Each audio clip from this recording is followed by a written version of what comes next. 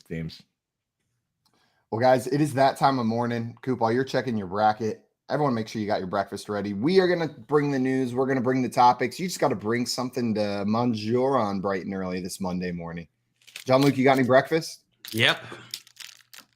Water. Nice. Quality. This is all Keith would let me drink this morning. I just have a pretty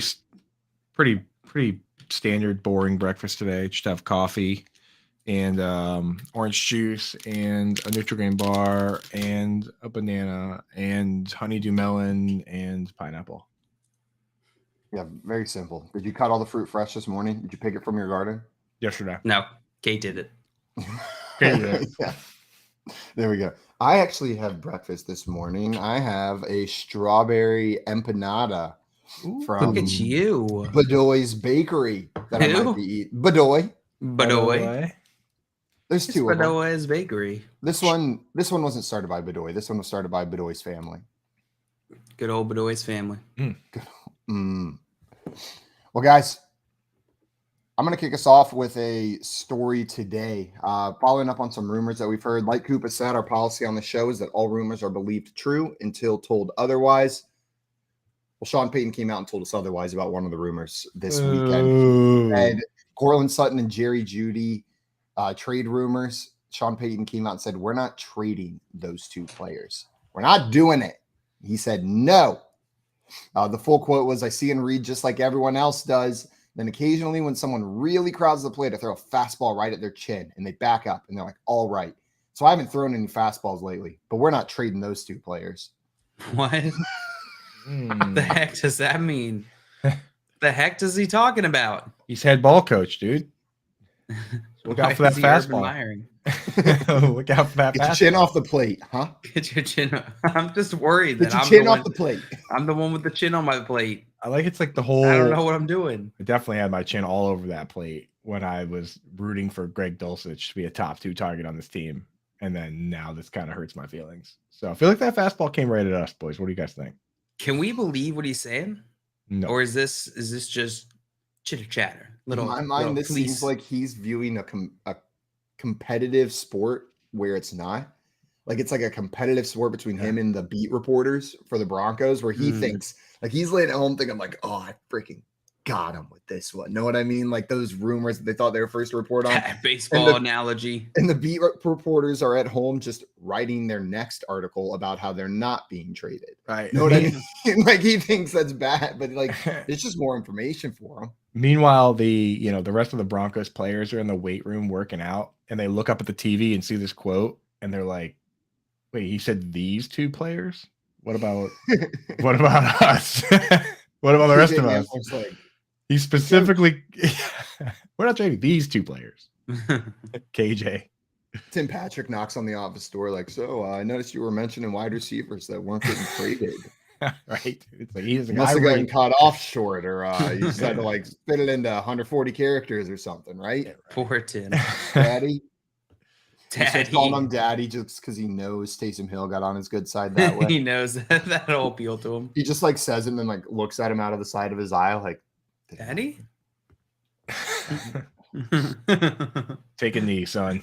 I got something to tell you. Sean Payton's like, yeah, son, and walks away. Yeah, and he just throws him a Browns jersey. Like, oh no! Oh no! Oh no! But you guys, it sounds like maybe you're not buying this. This is just coach talk. I mean, in this particular instance, like they could do whatever they want. Like it could have been a situation where they tried to trade the guys and nobody wanted him. So then he just turned around and was like, just so you know, like we weren't trying to trade these guys. We were never going to trade him. Yeah. So you never know with that stuff. Yeah, I broke up with her. Exactly.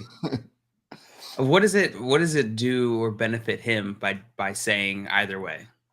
Right? Like, and how do we change how we're operating based off this information? We're not. Unless if you're changing whether you were going to trade Courtland Sutton or Jeudy or go trade for Greg Dulcich, you're probably not changing your tune here. If you believed in Greg Dulcich before, you're still believing in him now. Exactly. Oh, but you bet his value would go up if there was some more for sure. Like but if that Sean was Payton all came out and said like the opposite of this, like, oh yeah, we're definitely trading one, if not both of these guys. Right. But that's wishful thinking if you're thinking that. 100%. 100%. And again, if you like Jay was saying, if you believe in the player, then you believe that his window of opportunity is going to open at some point, right? That he's going to earn the targets, and they're going to have to, because I mean, that's kind of how it works in this league is if you're Mark Andrews and you earn, you prove that you're good enough and earn those targets, and then they have to pay you, that's just one more offensive player they can't afford to pay. So you kind of, Greg Dulcich, if he's good enough, then he'll kind of brute force his way in there where they can't pay Courtland Sutton and Jerry Jeudy and Tim Patrick and all these guys. So you just got to stay the course. Just have a really terrible line and get Russell Wilson murdered. I mean, that's the Seahawks tried that for years. That's what I'm saying. It was a pretty winning strategy for the Seahawks. Got him a Super Bowl. Yeah. So maybe they'll just do that. And Craig down here saying maybe Russ is on the trade block. Maybe. Can you imagine? Russ goes to the Packers. Russ, his contract, and 2 of the Broncos firsts for like a 5th. Is that what that trade would have to be at this point? That's exactly what it would look like. Yeah. So Tommy here saying, anyone else thinking Rodgers to the Jets may not happen? I'm still just going by the default that it's going to happen. It's just a matter of time. I haven't gotten that feeling yet. I have not reached that point yet, Tommy, but I understand reaching that point. It's coming. If we're talking this same way 2 weeks from now, I'll probably have changed my tune entirely. I don't know. The longer it takes, the longer I'm like, Yeah, it's I don't know why it hasn't happened. Which side do you think's being difficult, the Packers or the Jets? Packers. Yeah, that would make sense. The team with the Hall of Fame quarterback currently on their roster. Right. And they're kind of destroyed their leverage by saying they didn't want him, but still know the value of the asset they have. Might be being difficult in trade conversations. Exactly. And like they're sitting there because like the Jets are trying to compete right now. So they have the urgency to make moves and get things sorted so that they can actually have their cap set up and make the moves they need to make. Whereas the Broncos the Packers are kind of doing like a bridge year where they don't really care. Like they don't need to go out and get the top free agents this year. It doesn't, like the Cardinals aren't doing that either because they're doing a bridge year, right? So they can sit back and say, hey, you know what? You want this guy? Pay us the full price. Because there's a few other teams we've talked to, and I'm sure they'd be happy to have him too. So they don't really have to push it. They don't. We got NKC in here saying good morning. What's up, NKC? Welcome in, my friend. What up, NKC? Happy Monday. Good morning. Happy Monday. Happy Monday. Speaking of Mondays, you guys see our good buddy Sal Capaccio tweeted out, the NFL is looking hard at pump plays. According to the league, it's the most penalized and most injury play in the game. They want to reduce both. Yeah, I can see that. There's also like it's one of the few plays where you can really like set up crazy, like kind of blindside-ish blocks, right? Like they kind of do the fake to one side and then they bring the guy back around and you have these guys screaming back the other way. So I don't know. Maybe they can change it around. I'll tell you this. It's even though a punt return for a touchdown is awesome, for the most part, punts are pretty boring. So if they can just make them safer and have less injuries, I'm all for it. The one thing that drives me nuts is how much of an impact on the game it has when there's a running into the punter type play. Like, what a stupid play. I hate that play. I hate that penalty because it's so performative. It feels like every time the punter has to do this whole little, Swan Lake. Yeah, I've just been injured, my leg. Right. They have to do it every time, and it feels so silly. Come on. And they tell you like that's the rule we have. Let's cut footage of kickers doing that and then turn it into a Life Alert commercial. Help! I've fallen and I can't get up. I love that idea. The defender, it's like they tell you like, okay, go all out and dive and block this kick, but don't touch the plant leg. Don't touch his shoelaces. Yeah, but you can't possibly touch this player. A little bit of him. Don't exactly. Sniff him on the way under. Right. No. And just if he does kick it at that moment, you have to stop on a dime. Don't go near. Yeah, what the heck? Kind of impossible to ask if we give you these levels of stopping. If you're going full speed, just like slam on the brakes, make the skirting noise. Yeah. If you don't make the skirting noise, it's a penalty. Right. Like the big example last year, the Patriots Vikings on Thanksgiving. That game was like an awesome back and forth. Like was looking like a great game. And then the backup running back for the Patriots, Pierre Strong, had one of those penalties. Strong. Yeah. And it pretty much just changed the whole game. Just gave the other team a first down that they didn't earn, right? I guess technically their punter earned it by, I have no idea what. Sounds like should- Belichick's losing control of the team. Right. It's like, for real though. It's like, I don't know. Did you just let him punt it? It's kind of a double-edged sword. So I think they got to figure something out with that. Dude, what other, like, how could you make punters or kickers feel more like punks on their own team? Just by making them like invincible. I think they like it. I think there's like a power thing to it. Like they're out there with the strongest men in the entire world whose purpose is to defeat you. Know what I mean? Like there is a team of 50 of the strongest men you've ever seen in your life trying to defeat you, and they're not even allowed to touch you. You're allowed to stand all in between them. You're going to do something as funny and silly as kick a little ball down the field. Know what I mean? Like you're going to take a ball and kick it while their job out there is to murder. Like, and they're not allowed to touch you. Yeah. The kicker. Just like doing ballet through these. And they're always so much like skinnier. gladiators about to like ready to kill them. I'll tell you right now, here's how the rules should work. If there's a punter, right, and he does his little ballet thing, and the flag comes in, if the punter then turns and does that stupid like fist pump that they do when they get the call, then you go and pick the flag up. Because clearly he wasn't injured on the, you know what I mean? Clearly he wasn't hurt on the play here, right? Yeah, exactly. Like if they turn around and they're like, yes, or one player on the other team like pats him on the helmet and says, hey, good job there, you pick the flag right up. Yep. I want to be honest with myself. I was sitting here about to just go in on kickers. Oh, I would be doing that so hard and would get such a kick out of it. Every time it got called, it would be like, you idiot, falling for my trap. Like, just yeah. That would feel so good to get such a stupid thing against the other team. Oh man, it's $1 million job. I would cheat if I had to keep it. Like a true Patriots fan. Like a true Patriots fan. Exactly, dude. I'd be baiting people in to, I'd kick it with my other foot every once in a while just to trick them into I thought it was this right. Just kick it left. Yeah, kick with the wrong foot just to bait him into like snapping my ankle. And then I would get then I get the ambidextrous NFL kicker. Someday, dude. Wow. That's next. Oh man, my child has no idea, but his life just got ruined. Future child, you are going to become the first NFL ambidextrous kicker. Hope you're born with both your feet. Oh God. Otherwise, it's going to be a hard life for you. I have just cursed my child to have one foot.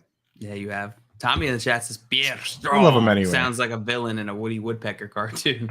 What kind of animal is Pierre Strong? Pierre Strong, a bird. I mean, once you say Pierre, I immediately think of like the weasel. What was that skunk? The French. Pepe Le Pew. Pepe Le Pew. Nailed it, Tim. I was so close, but I wasn't quite there yet. Pepe Le Pew. Pierre. What a great name. Oh, I think he's a French aardvark. Just walks on up. Hello, I'm Pierre Strong. I said aardvark, but I am picturing an armadillo. So just imagine a French aardvark that does not know the word for aardvark or for armadillo, so he calls himself an aardvark. It's just a very confused armadillo. Doing his best at learning the second language. Just trying his hardest. He wants to communicate with his arch nemesis, Woody Woodpecker. Just trying not. Go ahead. Trying not to run into the kicker. Trying not to run into the kicker. Oh no, I've done it again. Oh no, Pierre. Pierre. What have you done? Pierre, not so strong. Speaking of not so strong, did you see this cop-out response from Roger Goodell whenever asked about sports gambling? No, I didn't. The old one? He came out, and this was the old one from 2016 that people are resurfacing. From Ian Rappaport. Yeah, I did see this. While the NFL is now fully embracing sports gambling, they're even voting on legislation to allow sportsbooks open in the stadiums on game days. And here's the quote from Goodell. We remain very much opposed to gambling on sports. We want to make sure we're doing what's right for the game. 2016, Dang. Roger Goodell says that. 2023, Roger Goodell says, just kidding. I was just kidding. He says, I was drunk. Yeah. Thank God nobody can do this to our takes from 2016. Which were all correct. And they all came true. The cool thing is, I don't have the authority or power for any of my takes on things like this to even be out there. You know what I mean? Like, the worst thing they can pull up is that I was really in on CJ Anderson for a year too long. You know what I mean? Like, for entirely too long. Like that's and how not in on Alvin Kamara for a little bit too long. Exactly. They'll drug up those old takes, but they're not going to get me like having a position that has switched sides so heavily like this, or one that I'm embarrassed of. You know what I mean? If I've switched sides, I've already come out and said it. Right. You've already pointed out. As humorous as this is, I do think whenever these types of things happen, they don't really mean much. Yeah, you're right. It's more fun just to poke fun. It's funny to poke fun at, but at the time, his job, Coop, you've brought this up before, is to act as a shield for the owners and for the NFL, right? He just absorbs it. In 2016, the narrative, whether his opinion or not, there was a lot more, sports gambling was a lot more taboo in 2016, right? There was misunderstanding about it. There was a lack of education. And so the NFL's position was, no, absolutely not. Heck no, get out of here. Now the landscape has changed. It's okay that he's changed his opinion. Right. And the NFL's opinion has changed. So Roger Goodell acts as the voice of the NFL. He's the Lorax, but for the owners. Yeah. Why does that come up so much on this show? I haven't seen the Lorax, and every time it comes up, I have no idea what you guys are talking about. Yeah. Like, in general, we want people to change their opinions. Like, that's how science works. You have a hypothesis, and then you do some testing on it, and at the end of the day, that's the answer, whether your hypothesis was right or not. You know, like, we're trying to, like, it's crazy how many people call politicians and stuff flip-floppers for being like, hey, you know what, I was wrong. Like, how there's nothing more noble, I feel, than admitting you were wrong and making sure everybody gets the right info here. So, and my take on the gambling thing is, and it is a tough line, but for me, us up here, we don't treat it any differently than we would other taboo or on the line subjects like beers, for instance. Like, when I say, oh, go out, I think that this tight end's going to catch more than 50 yards this week, it'll be fun to bet a little money on it. That's what I think it is. It's like a little fun way to enhance your experience. Just like I might say, hey, you know, I tried this IPA this weekend and it was very good, so you should have one. Like, we're not sitting here saying go out and mortgage your future on gambling or go out and drink 35 Bud Lights this weekend. It's a matter of doing it responsibly, right? So I think the NFL can find that line, but they really do have to acknowledge that people have problems with it, right? As things are legalized, and it can become more, there can be more outlets for education as it becomes more normalized, right? The general population can become more educated on responsible gaming and on resources available if you have trouble with it. So the landscape's changing, and Goodell changed his opinion, but it is funny with the current state of what the NFL is doing and then voting on whether they're going to allow sports books in the stadiums on game day. Like, at halftime, you can run up to the grab a hot dog and your bet slip and then head back to your seat. Dude, M&T Bank, I think, is already moving in that direction. Last time I was there, pretty sure they were like teasing that there's a sports book in the stadium. But it was not open. They can have sports books in the stadiums now, if I understand the rule correctly. Like, Washington was like the first one to get it, weren't they? Yeah, they just can't be open on game days. Like, whenever there's an NFL game, they can't be open. Well, that's not true. When there's not an NFL game day. That's going to be. Sometimes you do. That would make for a pretty. Sometimes I am there. That would make for a pretty funny moment, though. Like, you're sitting there, it's like, you know, you're a Dolphins fans playing against the Jets, and you're losing by like 20, and you're just like, you know what? I'm a Jets fan now. And everyone's like, No, you're not. And then you just get up and go put like $100 bet on the Jets and come back with the ticket. And you're like, now I'm rooting for the Jets. Suck it. Like that is the easiest way to change fandom mid-game, right? I like it. 100%. I don't see why it can't be open during the game. Because they're still trying to keep that separation between gambling and the league itself, right? Like, I feel like the current stance is there's gambling, but do it over there. Like, here's our product, and this would be fully saying, here it is, right here, next to me, my best friend. I will say, like, the concern is that people that are like a bit out of control with it, like they could, before, the worst that your game day experience could be is you go and watch the home team and they lose. Now your game day experience can get quite a bit worse. Yeah. Can it not? We have NKC in the chat with a little news he wanted to share. Bobby Wagner got re-signed. He says his best friend is happy about that. I'm assuming your best friend is probably a Seattle Seahawks fan. Yeah, good morning. Because it sounds from what I saw, Bobby's going back to the Seahawks. Is that that's the case, right? That's finito. Finalized the deal with him this weekend. Yeah. Seahawks fans have got to be pretty happy. Yeah, good player, man. Good player. The Roger Goodell situation, them voting on allowing gambling in the sports books on Sundays, feels exactly like someone who's been dating their partner for a couple of years, and they basically spend every night at their house, but they have their own place. But like, we're talking, they even have drawers at your home, right? Like, they keep stuff there. They're spending 90% of nights there. They run home to pick up stuff, say hello to the roommate, check in they're not dead. But whenever they ask to move in, you freak out. Like, no, what? We're not ready to move in yet, no, even though they're basically already living with you. That's what this vote feels like. Like, we've got sports books in the stadiums. 50% of the commercials during these games are like FanDuel with a random dude playing cornhole or Kevin Hart screaming. Exactly. But yet they're voting. Like screaming. Like, I don't underdog. know. I thought it was the overdog. Oh, man. The first time I saw that commercial, I was like, stupid. And now I'm sitting there barking along with them. We would make Q-tip when you have pants on. Hey, JL, I don't know if you think you're muted, but knew I wasn't. Did it on purpose. Of course. You got some dirty ears? Got some dirty ears, dude. My ears been so itchy the last Oh few my days. God, dude. So I don't know what is going on. I've been meaning to, I was actually going to bring that up that I don't have Q-tips in my house right now. And I know you're not supposed to put them in your ear, but obviously that's what they're for.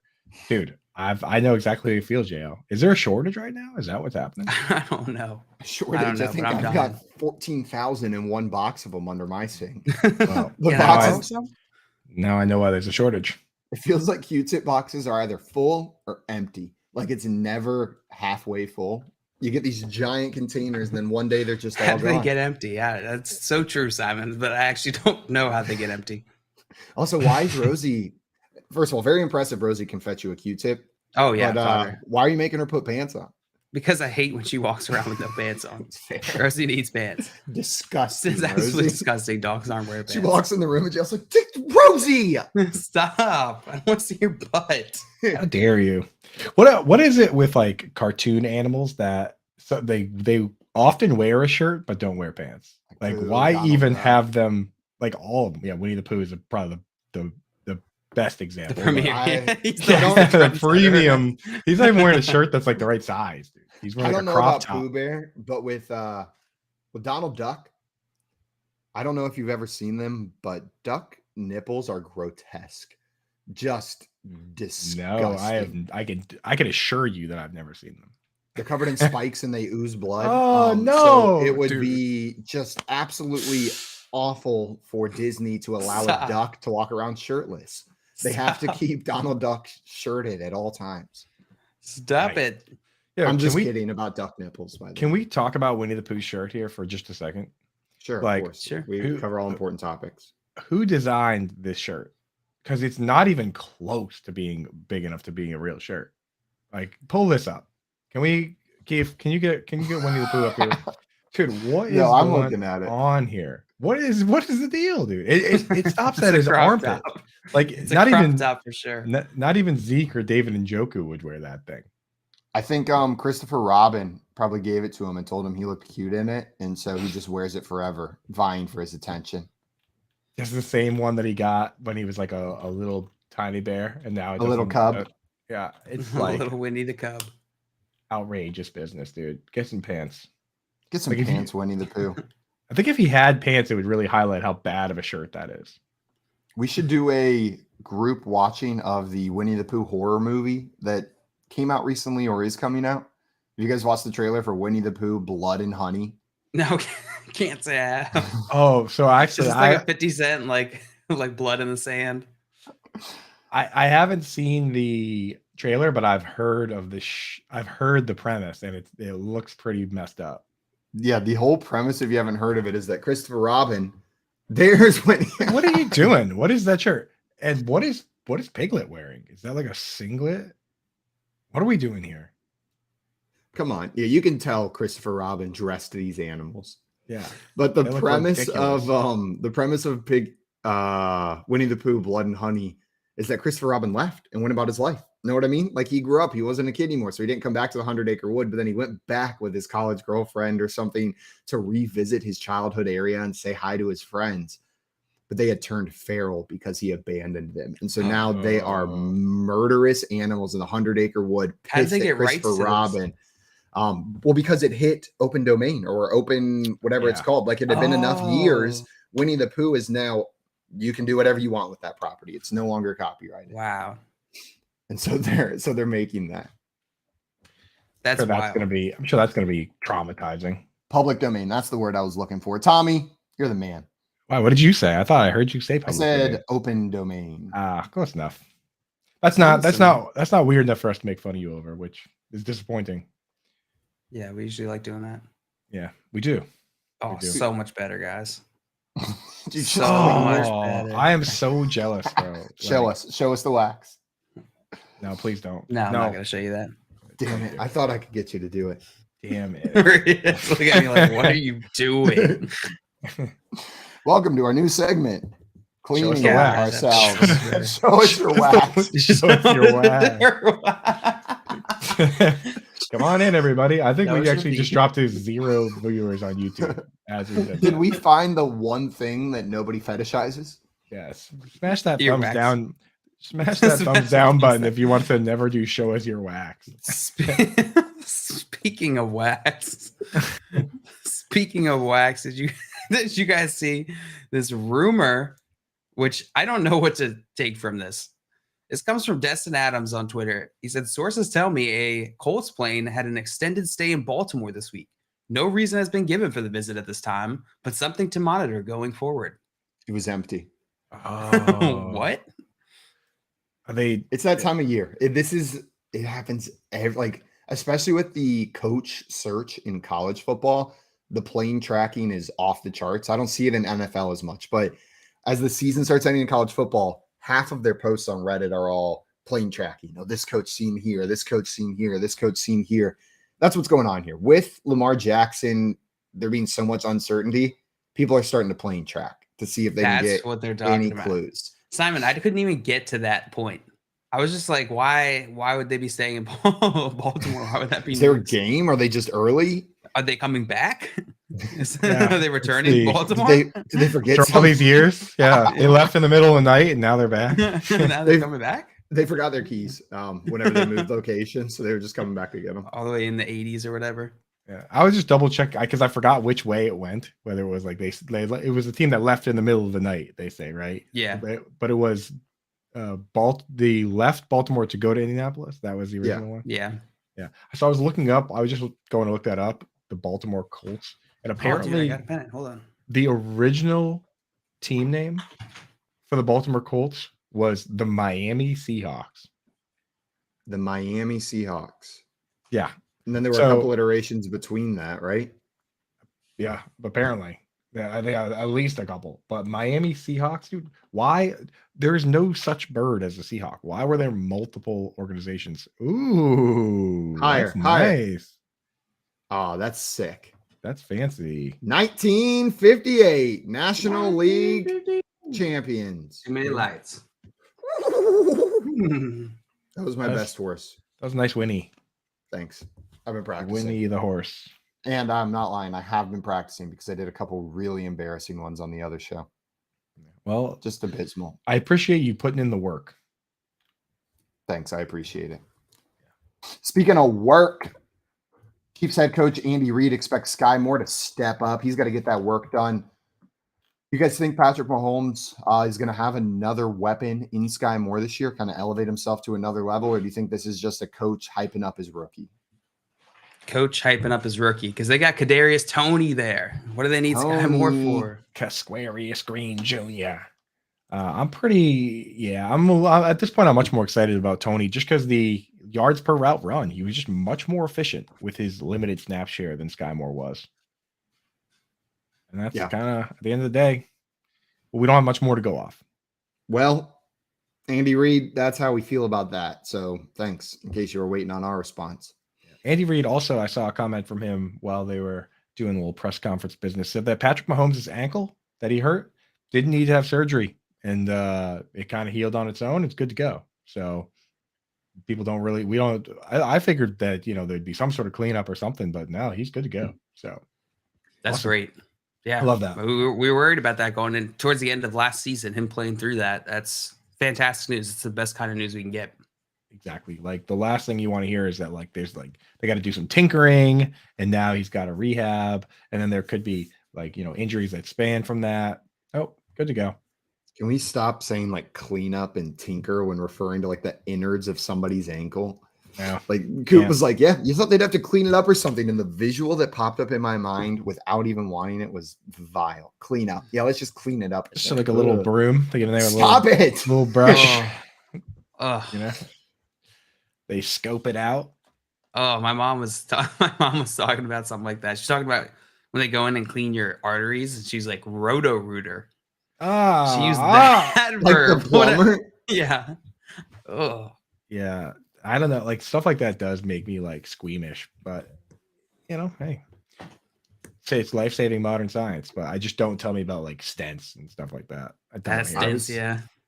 I was watching a new show this weekend while I was cleaning, just put it on the TV while I was cleaning. And it had this stuff in there that usually really grosses me out that we're talking about, but it was so interesting. I just kept watching, and it's a wildly popular show. But have you guys watched Alone?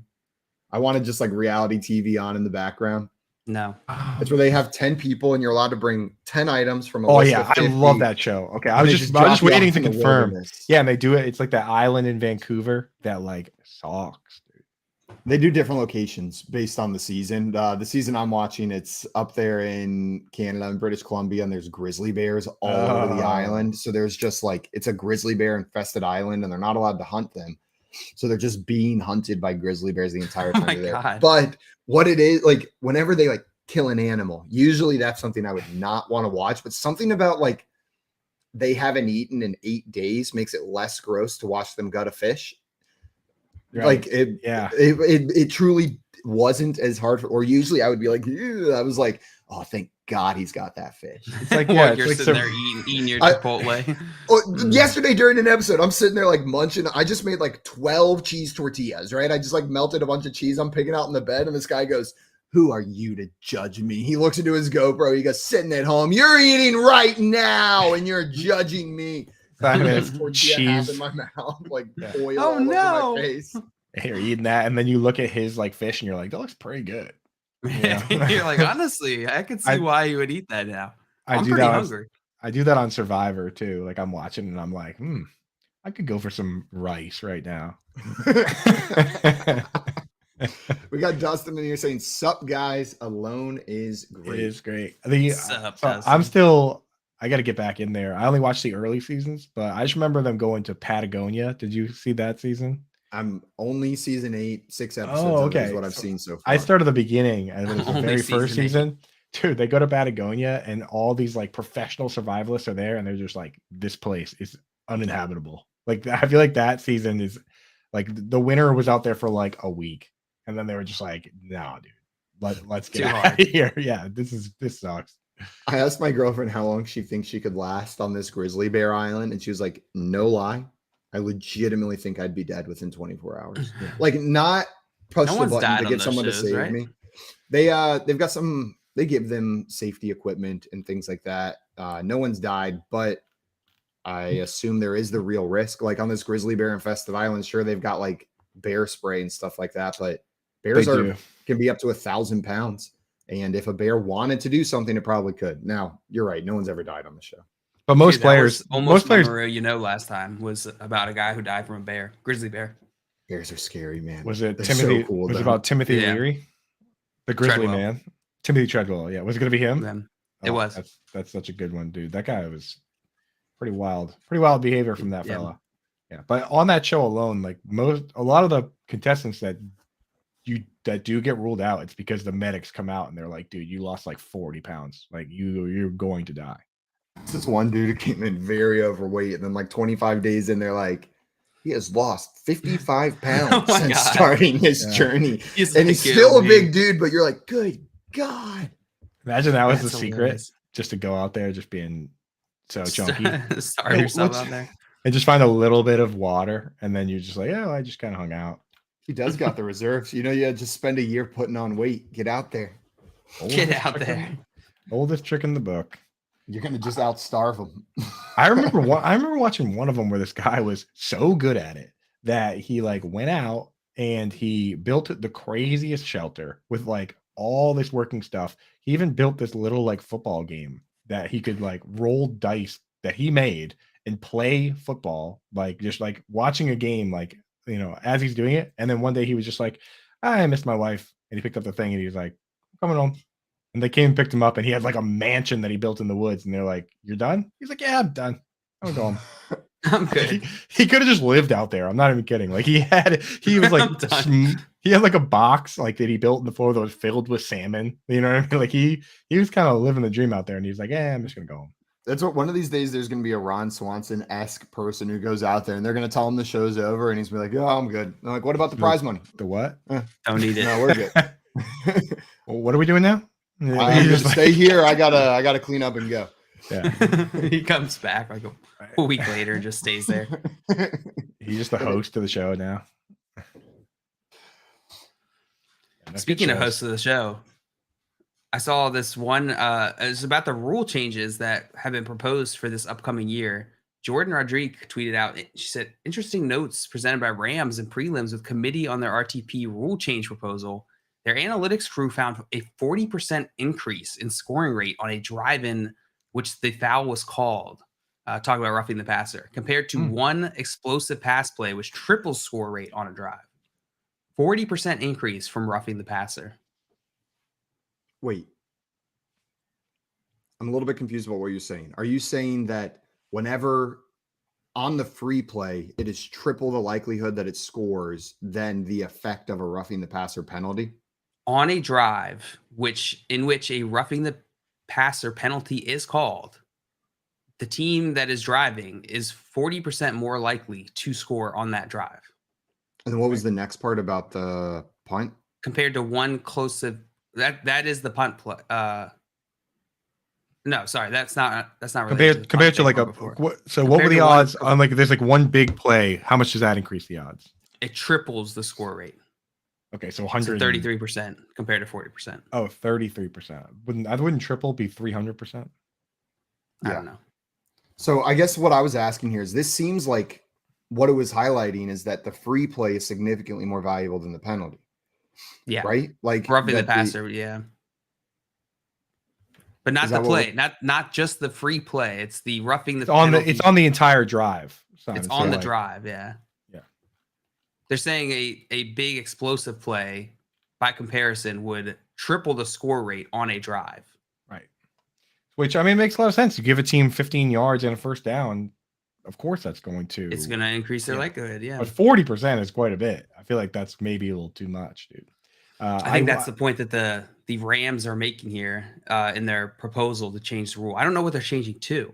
Right. Well, that's the thing is that we do this every time. The number one version of this argument is about defensive pass interference, where we look at it and there's a bomb downfield and it's a kind of a close call, but it should be pass interference. We give that team 50 yards. Right, that's a 50-yard play, But then when you get down to it and you say, oh, well, what should it be? It's hard to come up with an argument that is in between. Because if there is a play in the end zone and you can stop that person and have it only be a 15-yard penalty, people are going to do that every single time. So it's kind of tough where it's like with the hitting the quarterback thing, what should the penalty be if it's not going to be a first down and 15 yards? Because I guess one creative solution is it is 15 yards, but there is like a cap, like a personal foul type system with pass interference. Know what I mean? If you get 3 pass interference calls, you're ejected from the game. But I don't like that either. But you're right, Coop. Like it probably is just the full length of the field, because otherwise you get the part where any long bomb touchdown, they're just going to try to trip the guy up. Right. And same with the hitting the quarterback thing. It's like, it's almost you don't want it to ever be worth it just to crush the quarterback. Because look at the Eagles 49ers game. When Brock Purdy left that game, it was pretty much over. Yeah. Right. So you don't want that to be on the table. But at this point, I don't think it is. Maybe you could do it. Maybe a more fair rule rather than 15 yards and the first down is 10 yards and repeat of down. That way, if the defense has earned up to that point, like let's say it's 3rd and 17, right? If the defense has played well enough to get to that point, and then a play like that happens, now it's 3rd and 7. And all is not lost, but you've given enough incentive to not do it, right? And now the offense has a legitimate, they get to redo the down, and it's a little bit easier because I don't know, it is tough, especially with the kicker one. It's so bad because at that point the ball's already going the other way, but 15 yards and automatic first down it's a massive, massive swing. So I think they need to look at all those and figure out the best way to police them, because especially with the running into the kicker, what is the incentive to run into the kicker? Like right. It's, you know what I mean? Like taking the punter out of the game, like there's no bounty on the punter. You're not trying to hurt this guy. All you want to do is trying to block. Yeah, you're trying to block the kick. And like, it's just, I just don't even see how the penalty stops people from trying to block the kick. Like you're always trying to do the same thing. You're just trying to do it a little more carefully, which is fine, right. But you're still going to have error. Yeah. When the whole point of the play is to just go hard and throw yourself and block. I know, dude. If it's that dangerous of a play, maybe you take the play out. Right. Yeah. I mean, I can go on a little mini baseball rant about something very similar that happened this weekend. If you're interested in that, JL. Go for it. So I'm watching the Royals play the Dodgers in a spring training game for some reason. I'm not even a fan of either team. I'm watching spring training baseball. Just had some extra time to burn this weekend. Yeah, so I'm watching the Royals play the Dodgers, and there's a runner on first, 1 out, ball gets hit to the left side, right? This guy, Nate Eaton, could run straight to the bag. Instead, he dips down into the infield and then comes up and slides right into the shortstop. Literally the play that they made illegal to prevent injuries. The play where Manny Machado hurt Dustin Pedroia, right? So I make the fatal mistake of going over to Twitter and saying, oh, I wonder what people are saying about this play. And sure enough, all the old-timey baseball heads are on there, and they're like, oh, what a wily veteran play. What a smart play to slide directly into this guy's leg. Slide into the shortstop wall in between bases? So it's breaking up a double play where it used to be legal to slide into the player to break up the play. And slide into what player? Slide into the shortstop. So the shortstop is trying to catch the ball and throw it to first base. It used to be legal to slide into that player and like take out his leg so he can't throw it to first. Now that's no longer legal. As of 2015, that's not allowed anymore. So he slides in, does this play, and people on Twitter are arguing that this is still a good play, that it's still a smart play, even though it's within the definition of the rules, that you can no longer do this. And baseball hasn't even started yet, and I'm already tired of the gray areas and the unwritten rules that come with this game. Like baseball is the only game that has a second set of unwritten rules that have to be policed by beating the other player on the other team with a 100-mile-an-hour fastball, right? Like a guy comes from left field, off the field, and he accidentally steps on the mound. So now next inning, we have to give him a free base. What a ridiculous way to play this game. I wish someday there was a coach like Bill Belichick that actually had the stones to come in and start taking advantage of that, because I guarantee by the end of the week, those rules would be written down. So, unwritten rules are not for me. That's what I'm getting at here. And I'm already tired of baseball. The unwritten rules part, yeah, that is kind of silly to me, because I'm very much if it's in the rules, you're allowed to play by it type of guy. Right. And so to just have unwritten ones in there that are because that's how we played the game before, to me is you're asking for trouble. The moment that somebody breaks the rules, you're going to get upset. And we've seen that in baseball time and time again.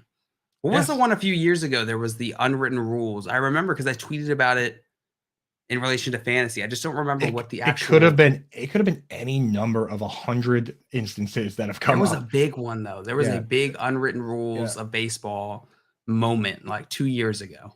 Yeah, I mean, there's been a ton of them. Like, one example is like if you're up by a certain number of runs, then you stop stealing.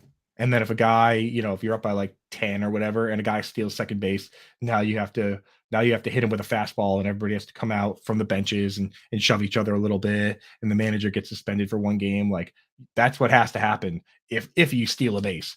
Yet, we've seen teams come back from down by 10 runs, down by 15 runs, but there's a code of etiquette that we have to follow, and somebody needs to pay via fastball, right? So it's so silly to me. Like, if you don't want guys stealing when their team's up by 10, then put a rule in place. No stealing when a team's up by 10, right? If that's a rule, it's a rule. If it's not a rule, then shut the hell up. It was August 2020 was the time that this would have happened. And I'm seeing an Athletic article talking about the unwritten rules and a picture of the Padres. So there was something that happened in August of 2020 that made me get into it. August 19th, 2020. So what was it? I don't know. Oh, Fernando Tatis? Yeah. The shortstop. Might have been him. So Tommy in the chat is saying it was a hidden ball in the glove thing. Picked the guy off at third, which is Bush League, but funny. Yeah, I mean, hidden ball trick is awesome. Forget Bush League. Bush League to me, like that the sliding in to break up the double play at this point, like that is now illegal. It's illegal to go out of your way to make contact with this player. They've made the bases bigger. They've put it in the rules that you can't go out of your way to make contact with the guy. That to me is Bush League, because somebody could get hurt. That's a player safety thing. Hidden ball trick, that's just good old fashioned fun. Pay attention, right? Like if you have a good first base coach or third base coach, you're never going to fall for the hidden ball trick because they are paying attention, So if you can catch somebody with that, I'm all for that. But to get upset that you fell for it to the point where your pitcher has to hit somebody with a fastball, that is stupid and it's childish. So this is the one that I was referring to. Was he got up to the plate? His team was leading 10-3 in the 8th inning. Bases were loaded, 3-0, and so the unwritten quote that he broke was that he should have taken the pitch and not swung at the 3-0 pitch, in which he did and scored and got a grand slam. Yes, dumb. That's the dumbest thing. You're supposed to not play the guy. Like, why go up there then? Just walk the guy. Why are we doing the whole? There's a million. Throw it. Take the pitch. You're supposed. Yeah, the unwritten rule is that you're supposed to like let him try and throw a strike, right? And it's just like all that stuff to me, such a joke. Gator J says bat flips. Yeah, you don't want the guy flipping the bat. Don't let him hit a home run. Either that or make bat flips illegal. Until then, bat flips are awesome. That's cool, dude. And if you strike somebody out, then do a cartwheel. I don't care. Like the whole idea that like you have to hit somebody with a ball is absurd. And I'm telling you, if I was Belichick, I'd say, hey, you know what? You hit home run, flip the bat every time, dude. Flip the guy the bird. Whatever you can do without getting a penalty, do it. And then maybe next inning, they'll give us a free base, a free walk. You might have to take one on the butt cheek. I'd have my guys going up there dressed like a samurai, wearing like, all the padding, all the elbow pads and thigh pads and knee pads and whatever. And sure, I'll bat flip, and then you can give me a free base next inning, and I'll bat 700. Right. So yeah, unwritten rules. It's about time that somebody stepped up and started taking advantage of that. And Tommy says it was grand slam 3-0 pitch up 7 runs. Yeah, don't be serving up meatballs if you don't want to eat them. You know, Don't be serving up meatballs if you don't want to eat them. exactly. What? Because some old timey dude back in the day made some arcane rule that's not even an actual rule. Show me where in the rule book it says you can't hit a grand slam on that pitch, Tommy, and then I'll be like, okay. Until then, dude, that sounds like the perfect pitch to hit a grand slam on. Yeah, it sounds like any pitch which you can hit a grand slam on would be a good pitch to hit a grand slam on, according to the rules of the game. According to the rules of the game, yeah. But according to this secret set of rule books, and like the jail, when I say step on the mound, there have been fights over that. There's been fights because players stepped on the first baseline. Like you're not supposed to. There's certain like etiquette as far as where you're supposed to walk and who's supposed to be able to go on the field first and all these things. And to me, it's a joke. Yeah, and Tommy says it correctly. Baseball is for babies. Baseball is for babies. I love the game of baseball. I do love it, but it's just like that part of it to me never made sense. Especially in a game where like the statistics are so exact, like everything is a very exact sport in a lot of ways. I guess football is kind of the same way. We talk about that with the chains, right? 4th and inches, how like the lack of it being precise or accurate, I guess, right? People coming up and these refs are just eyeballing this one measurement where other areas were measuring really closely. It feels like baseball is kind of similar here, but anyways, let's get into our game of Weddle here. Coop, if this is your first time playing with us, play along weddlegame.com in the chat. Throw in the link in there. It's an NFL guessing game that we like to play on some mornings. Let's do it. Who should we start with this time, Weddle? How about we start with Jeff Wilson Jr. Jeff Wilson Jr. How did we do? All right. We did terribly. Not on Miami, not in the AFC. He's not a running back. He's taller than 6'2". He is either 25 or 24. And his number is lower than 21. Okay. So 20 or lower, 6'3" or higher. All right.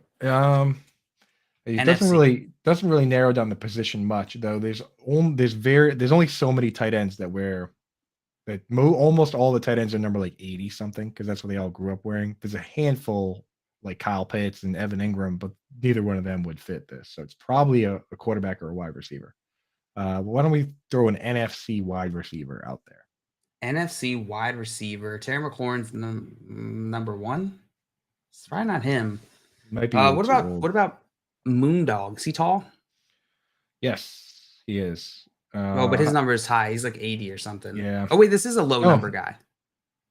Moondog is it's a low number guy. So it could have been the first one you suggested. It could be Terry McLaurin. McLaurin. Is he 25 or 24? Yeah. He was like 25. Yeah. You want to try him? 25. He's 27. Jeez. Oh, all right. So he is in the NFC, not in the NFC East. He is a wide receiver. McLaurin is also 6 foot, so didn't get much information there. And his age 27, so younger. So he has to be 25. And this person has to be much taller than 6. So he has to be at least 6'3" or 6'4". 6'3", and 17 is still too high. And so it's got his number. The jersey number has to be 14 or lower. Simon says Michael Thomas. Receiver. Michael Thomas is 30 years old. So it's not Michael Thomas.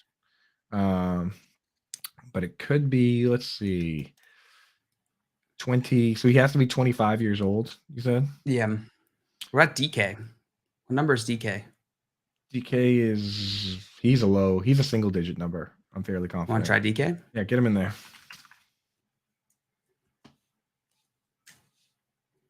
DK Metcalf is correct. Let's go. Third guess. That's a big snipe because we didn't have that much info. There's so many wide receivers out there. So. NFC wide receiver who's middle-aged and middle-aged for wide receivers and a little bit and a low number. Nipped it, dude. Gator said get DK as 14, which would fit. So we nailed it. Well done. Well done, Coop. Well done, chat. We done it. We done did it. We did it. I'm so proud of us. Well, coming up, we got some more fun and games for you. We got some poll perceptions to sell me this pen. And we're going to be here answering some Reddit. So stay tuned here with us on the Front Yard Fantasy Morning Show here on the Better Sports Network. As a longtime baseball fan, here's my message to other baseball fans, to steal a line from the Packers' future Hall of Fame quarterback, Aaron Rodgers, RELAX. Everyone needs to relax after what we saw this past weekend as spring training games out in Arizona and down in Florida got going, and we're inching closer and closer to Major League Baseball opening day. The rule changes in Major League Baseball is not for myself. It's not for you out there, the hardened baseball fan, whether you're a fan 5, 10, 15, 30, or even 50 years from all around this great country. It's not for those that are going to be locked in. It's for trying to generate more fans. So if they want the pitcher to go out there and work in rhythm with a guy on base, begin the windup within 20 seconds, nobody on base, begin the windup within 15 seconds, or have the batter make sure that he's back in the batter's box within 8 seconds, then making the base pass first, second, and third bigger, eliminating the shift. All of this is to make the game better. We've seen leagues, whether it be the National Football League, do they get to the same league as it is today in 2023, or what we saw in 2022 as it was 30 years ago? No, it's not. Is NBA basketball the same? No. How many games do you see being played? 83-79 finals. You don't see that at all. So every league adjusts to try and bring what? More fans into the sport. And that is something that Major League Baseball is going out there and trying to do. I've been critical at times of Rob Manfred, whether or not as a MLB commissioner, whether he likes the sport based on some of the rhetoric that he has spewed in years gone by. But I got to be honest with you, as a longtime baseball fan, I've been a Yankee fan my entire life. Watched a ton of Met games here in the tri-state area. Watched baseball all around. Can't wait for October baseball. Think it's absolutely unbelievable what is transpiring now and what's happening now, and the rule changes being brought about baseball. It's going to bring back to the game to when I became a fan, where the stolen base was something, moving guys over was something, having men on base, batting averages ascending, not being an all or nothing league where either you're striking out or hitting the ball over the fence. And that is what baseball is trying to do. So as everybody tries to adjust, and change is difficult, whether you're changing your diet, exercise routine, changing your relationships, changing a job, change is different. I get that. And it's hard. But let's take a step back. Let's understand what Major League Baseball is trying to do here.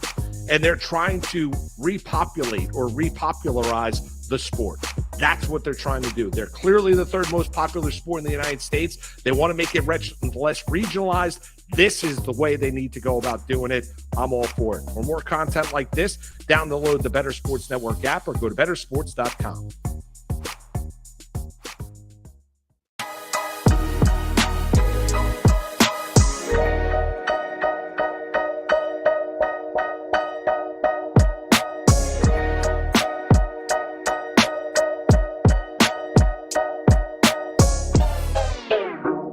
Welcome back to the Front Yard Fantasy Morning Show, brought to you by the Better Sports Network. Coop and the Hogs is back in town, baby. Woo! Whoa! Let's go. We got Coop and the Hogs. Back in town. New song, I think. Just play Finn Lizzy, the boys are back in town on repeat. Oh, just the part where he goes, the boys are back. The boys are back. The boys are back. The boys are back. Do you think we'll get picked up by the MCA request for just whispering the boys are back? Yeah. We know what you're doing. We know what you're. You can't get past us and our bots. We know what That's you were for playing sure. there. Yeah. Well, we're going to get into our next segment here called Post-Mortem. We're going to be talking about the Buffalo Bills this past season, everything that went down, how the season went for them, just recapping, remembering, and doing all things that require memory and the Buffalo Bills. How many different ways can I say memory and Bills? We'll see. So I was going to let you keep going, see if you can do a few more. We'll find out. A stroll down memory lane, which happens to be in Buffalo, New York. Which happens to be in Buffalo with our good friend Sal Capaccio. Coop. Terry Pagula. The Buffalo Bills They were supposed to have a very good season. I think all season they were the Super Bowl favorites. They finished the regular season 13-3. What do you remember of this Buffalo Bills season? What stood out to you? What are some fantasy takeaways? I mean, I said it on this show, all pretty much the whole start of the season, all August, all September. I said I think the Buffalo Bills are going to regret not pushing the chips and going all in a little harder. And your Baltimore Ravens, I think, probably learned this lesson this year as well, which is that if you think you have just enough weapons to win, then you do not have enough. If you think, like, because we think about what the Rams when they won. Not only were they loaded on weapons, but they went out and traded for Odell Beckham Jr. just to be sure. You know, when though they lost Robert Woods, it worked out well for them. They did win the Super Bowl, right? If you look at the team they played that year, the Cincinnati Bengals, they've never shied away from weapons. They hit on T. Higgins when they already had Tyler Boyd, and they said that's not enough. We're going to draft another wide receiver at 4 overall, With right? no So line. But no line, you'll figure that out later, dude. That's not our problem. They have Joe Mixon. This team went in. They did the right thing trading for Stephon Diggs, but since then they just trying to fill that other spot with John Brown and Emmanuel Sanders and Gabriel Davis. It's not enough. Like, you need to have in this league, in this day and age, at least 2 premier premium pass catchers, which Dawson Knox is a solid player. Gabriel Davis, absolutely a good role player.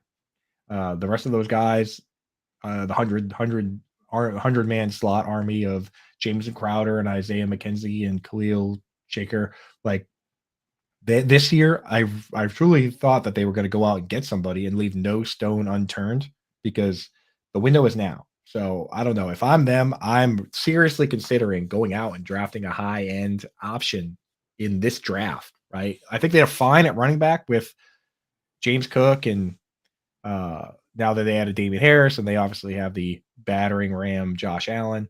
But I don't know. What do you think, JL? Battering ram. Right. Like, do you think they have the weapons they need, or what do you think? I think it's a tricky situation. When you have a player like Stephon Diggs, I don't think it's as simple as loading up your wide receiver room because you risk alienating your top option. We've seen Stephon Diggs get upset before if he's not getting the opportunity. And so I agree with you, Coop. From a strategic standpoint, as the GM or the coach, I'm trying to give myself as much of a chance to win, regardless of what happens outside of my control, which is going to be primarily injury. And so I'm with you. I think it is the right strategic move. I can understand why they might be hesitant in getting another big name guy to siphon away opportunities from Stephon Diggs, though. But I mean, at the end of the day, like he got 150 targets, and they threw enough that the rest of the guys got a decent amount of targets. They were just terrible with them. Like, just take Gabe Davis's targets and give it to somebody that's better. That's what it's not like you have to take away from Diggs. And at this point, I think Diggs is probably, that's. But I think one causes the other, right? Is if you're better than Gabe Davis, you're probably going to command more targets than Gabe Davis. Yeah. But Diggs, like, at this stage of the game, I doubt he would sit there and be like, "Oh, we're undefeated, but I didn't get the ball enough." You know, like I saw him do that this season, though. We saw him do that. They weren't undefeated, but they were 13-3. But he was only upset in the games where they lost. I don't know. I don't remember exactly which games it was. I just distinctly remember watching him at various games throughout the season be like him talking to McDermott and then being like going back and forth because of this. But I mean, that's something that he did going back to his time at Maryland, right? Like, it's any wide receiver that a big name wide receiver like that, they typically they do react. This is their money. This is their opportunity, right? Of course, they want to play the game. They want to feel in control. They feel like they're the best weapon on the team. They want the ball. It makes complete sense. The team's got to consider that, though. But I think that at this stage, if you're going to lose because you don't have enough weapons, it's like if you have a happy Stephon Diggs and you get eliminated from the playoffs every year, to me at this point, that's no longer an option. Like, if they have to trade Stephon Diggs, then maybe they have to do that. But just giving the guy 150 targets and losing, they got to do something else. They got to add better weapons. I don't think I mean, Maybe they just run it back with the same team and the same thing happens. Or maybe they run it back with the same team and they win this year. But I don't know. I don't know. I if do feel that's like this is for me. they're a victim of variance a bit in just the last couple years. They're probably one of the best NFL teams in the league. I mean, but they did that's lose the- that game to the Chiefs on the coin flip or whatever it was, right? Exactly. Yeah, they lost to the Chiefs. They lost the year before, or is that the one you're talking about? The year before them losing to the That was Chiefs? the year before, yeah, where it was the Yeah, overtime playoff game. And, yeah, just scored like a ridiculous number of points with 15 seconds left in the game. Yeah, and you got on the other side, like they did spend money and they spent it on Von Miller and he got hurt. So maybe it would have worked doing it the way they did it, but I don't know. It's very rare that you just have one good player and win. Like even the Rams with the amazing Cooper Cup needed to go out and get other weapons, and they did, and they won. Yeah. Josh Allen, great season. He passed. This is an individual game. Can't see that. The team passed for 4,129 yards.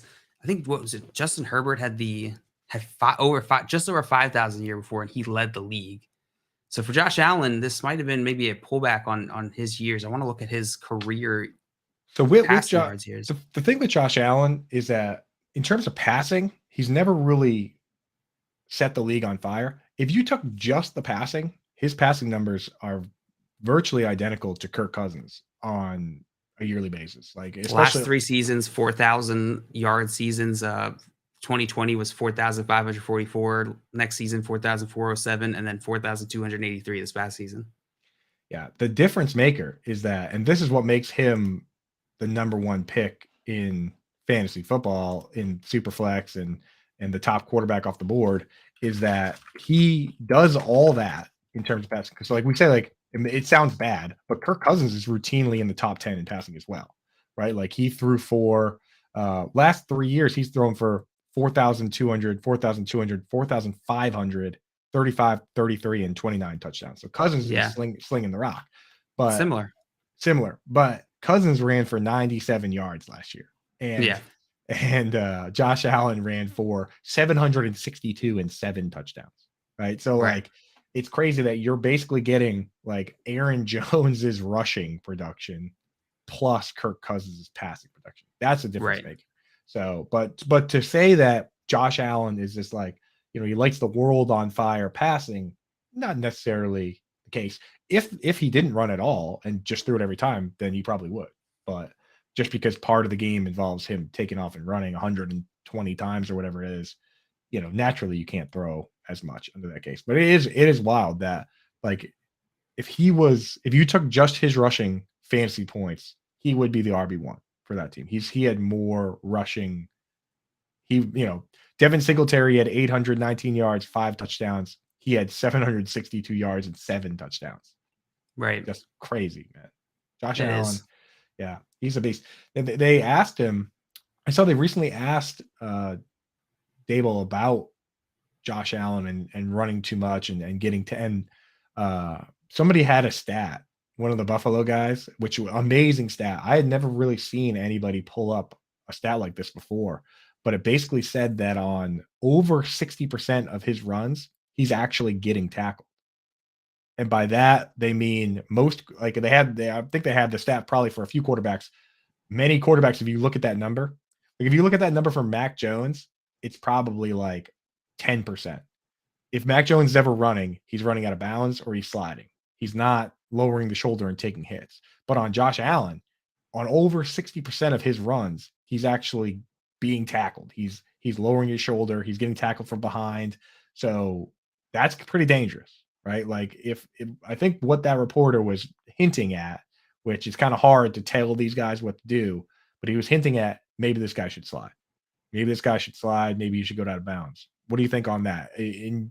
From a competitive standpoint, I know obviously when the playoffs come around, you have to go John Elway, helicopter dive for the end zone, Black Hawk McCown. But if it's the regular season, probably should be sliding more, right?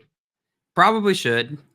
My logical brain tells me, like you should be exercising that part of your brain, the decision-making part that knows when is the right time to and when's not. Because you're right, it is a strategic decision that needs to be utilized at the right moment. Because I will say it is easier said than done. When I was playing sports, I didn't think about it, right? You're playing the game, you're trying, like the whole point of sports is to like build muscle memory so that your decision making is so quick that it looks magical or transcendent. And then in the play, when you're in a play, it's not always a very long conscious thought. So I do think that this is easier said than done, but yeah, he probably should slide more. It is like that, especially on defense, especially when you're playing defense. I play, like, we have most kids growing up, you play offense and defense, and it's night and day playing. I feel like playing offense versus defense. Like you just described, like on defense, I would go full lizard brain.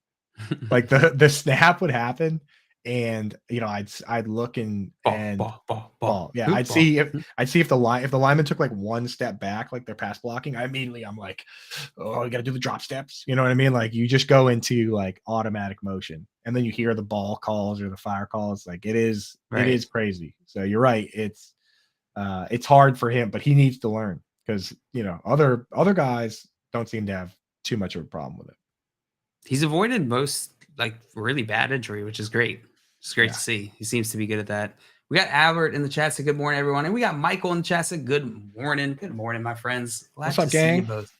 Yeah. Glad to see you both. And Dustin said the Bills have a 3-year window with Diggs and need to make a push now. Allen's health is the other big issue. So glad they bulked up the O-line. Yeah. Yeah, I'm with you. They do need to go now. I don't know what that Stephon Diggs next contract is going to look like for the Bills, but that's going to be a major contract, which goes into the whole point you were bringing up originally, Coop, about them bringing in other players. I'm sure they have to anticipate Diggs' next contract. I think Damian Harris will go a long way in keeping Josh Allen healthy. Is that Devin Singletary is a good player, but he's like 5'7", just around 200 pounds. Like Damian Harris is 5'11", probably plays like 220. I know he initially, when he came in the league, was closer to 215, but at this point, these guys, if you're going to be a battering ram, then you probably bulk up a little bit. Like, the thing is, which it makes it tough for fantasy football, is you weigh in at the combine and then they have no obligation to put that guy on a scale ever again and tell us, like, well, I have no idea how much Austin Eckler weighs now, but I guarantee you it's not 195 pounds. That guy is yoked. So, like, we can only do our best guess, but Damian Harris, when they need that 1 yard, Josh Allen doesn't have to get it himself anymore. Damian Harris can help with that. So that should go a long way in his health.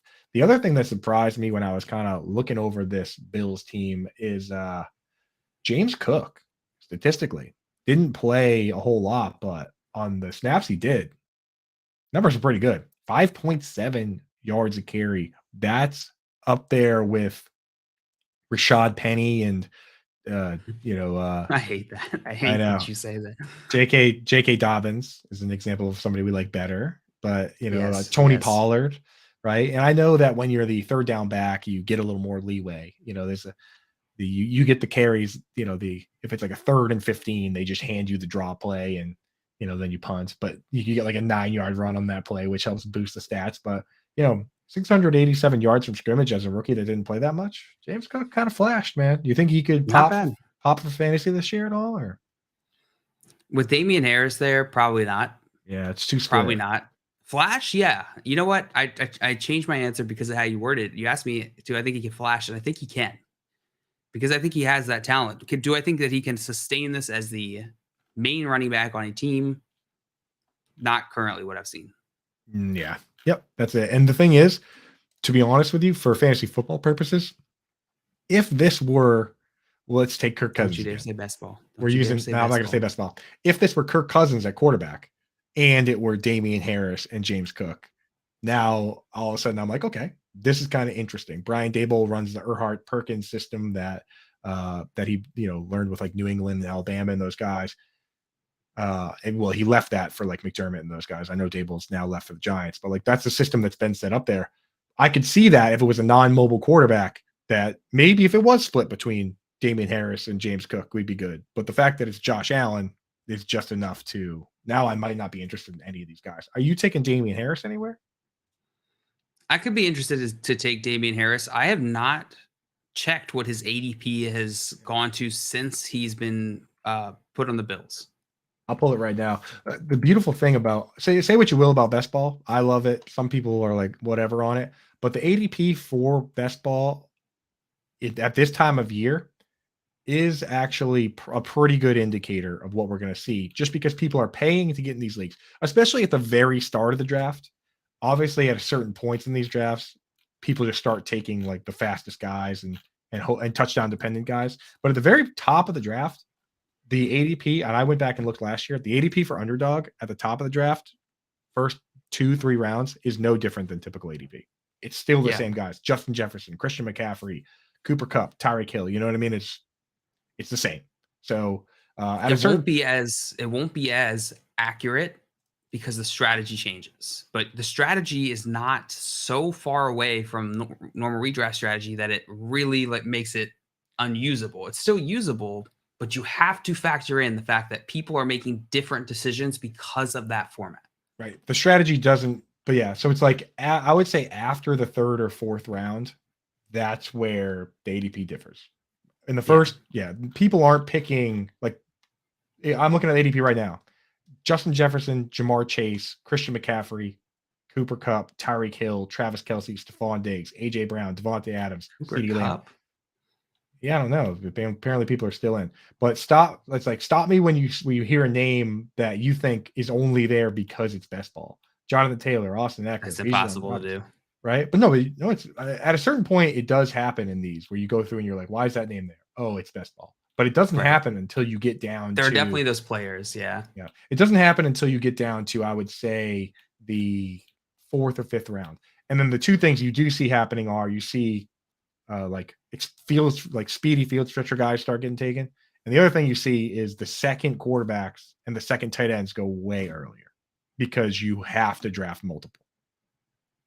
So that screws up the ADP. But for the most part, we can look at it at the order the running backs are taken, and it's pretty good. Damian Harris, it looks like, is being taken way down here. He's being taken at pick 131. See, and that's the other thing is it's tough to know, not just best ball, but ADP in general is a rough metric. You're never going to quite get something that's fully accurate because it just is so dependent on the source and how the source determines and cleans their data. And so it's all just an estimate, really. But you're going to have lagging indicators, especially in the offseason. So Damian Harris, it's tough to tell now. I think he'll probably go in these this middle to late rounds, maybe 6 to 8 range when it's all said and done. Him being the top running back on the Buffalo Bills, I think will eventually boost up his fantasy value. As we get closer to the draft, people are going to start being like, oh, okay, he's the main guy on the Bills. He's done well before in the Patriots, and they're going to start making these connections to where his value is going to rise. I'm in on him given if we know the price and it's not too high. Right. Yeah. Well, just to get an idea, I'll throw a couple at you and see what you think. And a couple of these guys a couple of them in here are tough. Like, I'm not going to ask you Alvin Kamara or Damian Harris right now because there's no answers to that. Yeah. Right? Yeah. And I guess Jamal Williams is kind of in the same boat, but I will ask you that one: Jamal Williams or Damian Harris? Yeah. Give me Damian Harris. Yeah, I think so too, because you can just count on him all year. And let's look at it from a redraft standpoint where you really do care most about the end of the season. That's what matters most. So the part of the season where Alvin Kamara comes back, that hurts you. How about this is an interesting one: AJ Dillon or Damian Harris? AJ Dillon or Damian Harris? Give me Damian Harris. Give me the one on his team. You've brought up Josh Allen rushing, and that's definitely going to hinder Damian Harris's upside, but AJ Dillon's got Aaron Jones. So and it's no longer an Aaron Rodgers led offense. Like, how many touchdown opportunities is AJ Dillon going to have? That's the real question here. It's almost one of those things where it's like, if AJ Dillon's going to be good, then Jordan Love is going to be good. Brian Robinson for Washington or Damian Harris? Damian Harris. Yeah, It's like same guy but better situation. How about Yeah. That's exactly what it is. right? How about Samaj P. Ryan? Damian Harris. Yeah. So James Conner. It's almost That's the where it same gets situation, interesting. man. Yeah, it is tough. It is I like tough. Damian Harris's talent over James Conner's talent. And James Conner has the luxury of maybe more raw opportunity Yeah. than Damian Harris, but is he going to be able to do as much with it? I think I'd still go Damian Harris here. I think I'd rather him be on that team. I think they're going to be in the red zone more. I think so as well. How about David Montgomery? Now we're talking. Now we're I think into I'm it. taking David Montgomery. Yeah. Cam Akers? I would take. Yeah, I know. There's so Oh. many tough ones in here, dude. There's so many tough ones. And the ADP for these guys, like right now, Cam Akers is going a lot earlier than Damian Harris, and I'm not sure Dude, he's going if so he should. high. Yeah, I don't know. I don't know. I still think, remember whenever the whole Cam Akers thing was going on in the season, I brought this up and I was like, I feel like they're going to try and boost Cam Akers up and then try and trade him because they tried to trade him before and they couldn't. And then their season was over and they were like, all right, let's give it all to Cam Akers because he doesn't want to be here. We want to we don't want him here. Let's boost him up and then try and trade him away. Yeah. You think that's going to happen? Dude, I don't know now because it's like, yeah, I mean, that's why I can't buy in, is because that theory is still in my head. Yeah, and that's making me like stop from buying into this late season hype. What if it's a trick? Teams, I feel like NFL teams, it's such a, like in Dynasty, you can be so much more pure about your intentions. Like if you and me are in a Dynasty league and your team is awesome and my team sucks, it's so easy for me to be like, hey, I'm not winning a damn thing. So let's do this thing. So let's do this. Yeah, like I'll give you my older good players and you give me your picks or your prospects and we'll do it. But in the NFL, they don't want you doing that. Like they don't want, especially the owners, they're trying to sell tickets. They're trying to sell jerseys, and the league discourages tanking, right? Like the NBA had to step in and create a lottery to stop it. They don't want you doing that. So it's kind of this gray area of like, you have to almost covertly do these bridge years. You have to draft Jamison Williams, who's going to miss the entire season. You know what I mean? Like, or you have to trade DeAndre Hopkins and put Kyler Murray on the pup list if you want to tank, right? So it would be so much easier if they could just be like, hey, we know we're not winning a damn thing. How about we trade you Cam Akers and we'll trade Cooper Kupp because he's 30 and we'll trade Tyler Higbee because he's racist. Cooper Kupp and on the Bills because he's racist. and we'll move on, and we'll just move into the next era, but you can't do that. So last one I'm going to ask you, because I think this one is a very similar type situation. Mobile quarterback, 2 running backs in the backfield, J.K. Dobbins or Damian Harris. I know. It's Dobbins. Oh my God. It's Dobbins. It's Dobbins. It's yeah, Dobbins. it is Dobbins. Gus Edwards or Damian Run Harris. off. Oh, but is it going to be a run first offense? I don't know. Because, Todd Monken wants to throw. He said straight up. He's like, I'm throwing. I think we got to throw a lot out from our priors with Baltimore. I think that they're going to have to shift their system a whole lot. If not, even if they have Lamar Jackson, because they no longer can build around Lamar Jackson. This is the quote that I saw that people need to have in their head is he came out and said, my background is in quarterbacks. It's in wide receivers. I enjoy throwing the football. That's what Tom Monken said. I enjoy hearing him enjoy throw the football. Yes, I like throwing the football. I enjoy throwing the football. I'm like, perfect. Yeah. That's great. We very much enjoy when you throw the football. So Michael in the chat said, I made it to round 3 of the playoffs in SFB Scott Fishbowl. I have you guys to thank. I wouldn't have made it, or I wouldn't have been in if it wasn't for the entry you guys gave me. I forgot to thank you guys again. # Kenny Pickle. # Desmond Radish. Yeah, cheers, Michael. It was all you, Michael. It was all you, brother. I appreciate, it was all you getting that done, and I appreciate you representing, because those entries, man, like we care who wins. Like we get one to give away. FYFers in the SFB. Spot y'all. Dame almost won. That's crazy. Dame that got deep to go to round 3 in that tournament. I get so hyped. I was out. I didn't even make it to the playoffs this year. I was all of my and SFB did not pay off. Allen Robinson, freaking Cam Akers, even Travis Etienne. I was out by the time those Travis Etienne and Cam Akers popped off. Rude. Brutal, man. Just It is absolutely the toughest tournament. It is the toughest. It is. I go back and look at like when Gary Haddow won, his team was like his first half, the left side of his draft went perfectly. And his one trick was he didn't draft a tight end. He just loaded up on everything else. And then once he got his starting lineup, he drafted 4 tight ends in a row. And the third tight end he picked just happened to be Darren Waller in his breakout year. So it's like everything needs to go perfect for you. Like he picked tight ends like in ADP, he picked tight ends like 22 through 26, just bing, bang, boom, all in a row. And just so happened to hit on Darren Waller in his breakout year. Like crazy that what you has to go right for you to win a tournament of 3,000 of the best fantasy football players in the world. Brutal. Yeah. I the year before I got to the playoffs, and that was only because I've really hit on, who was it? It was Deebo Samuel. I got a insane deal on Deebo Samuel. And there were a couple other players who I just happened to, it worked out. But even that was not enough. You're absolutely right. Things need to go your way with a tournament that size. Right. You need to be hitting the big waiver ads. Like you got to get it all. So Michael said I had started 4-10 too, made that comeback. Let's go.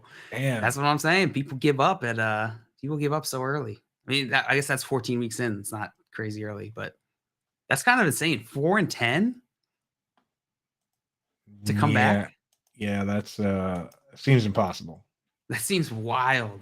Yeah. Wow, you must have had a crazy second half of the season. Hal in the chat saying it's so hard. You do any super flex leagues? Good morning, by the way. Oh, yeah. Good morning, Hal. Welcome in.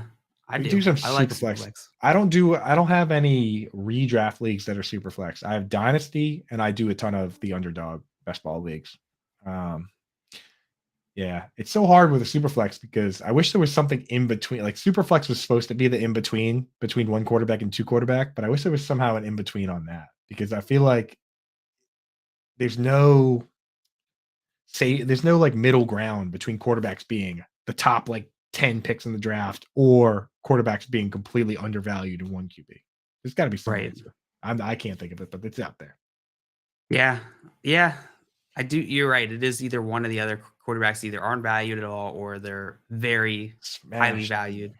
Right. At first, I was not a big Superflex fan just because I don't love the quarterback aspect of the strategy behind this game. I don't think there's a ton of strategy there. I prefer the other positions, but that lack of strategy on the QB gets fixed by Superflex. So even though you're forced to then deal with it, there is a whole other dimension of the game, which I like.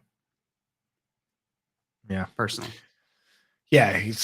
That's why you got to play multiple leagues. That's the only way to do it. And be like, this is my Superflex league and this is my other league. And this is my, how many leagues do you think is the right number, JL?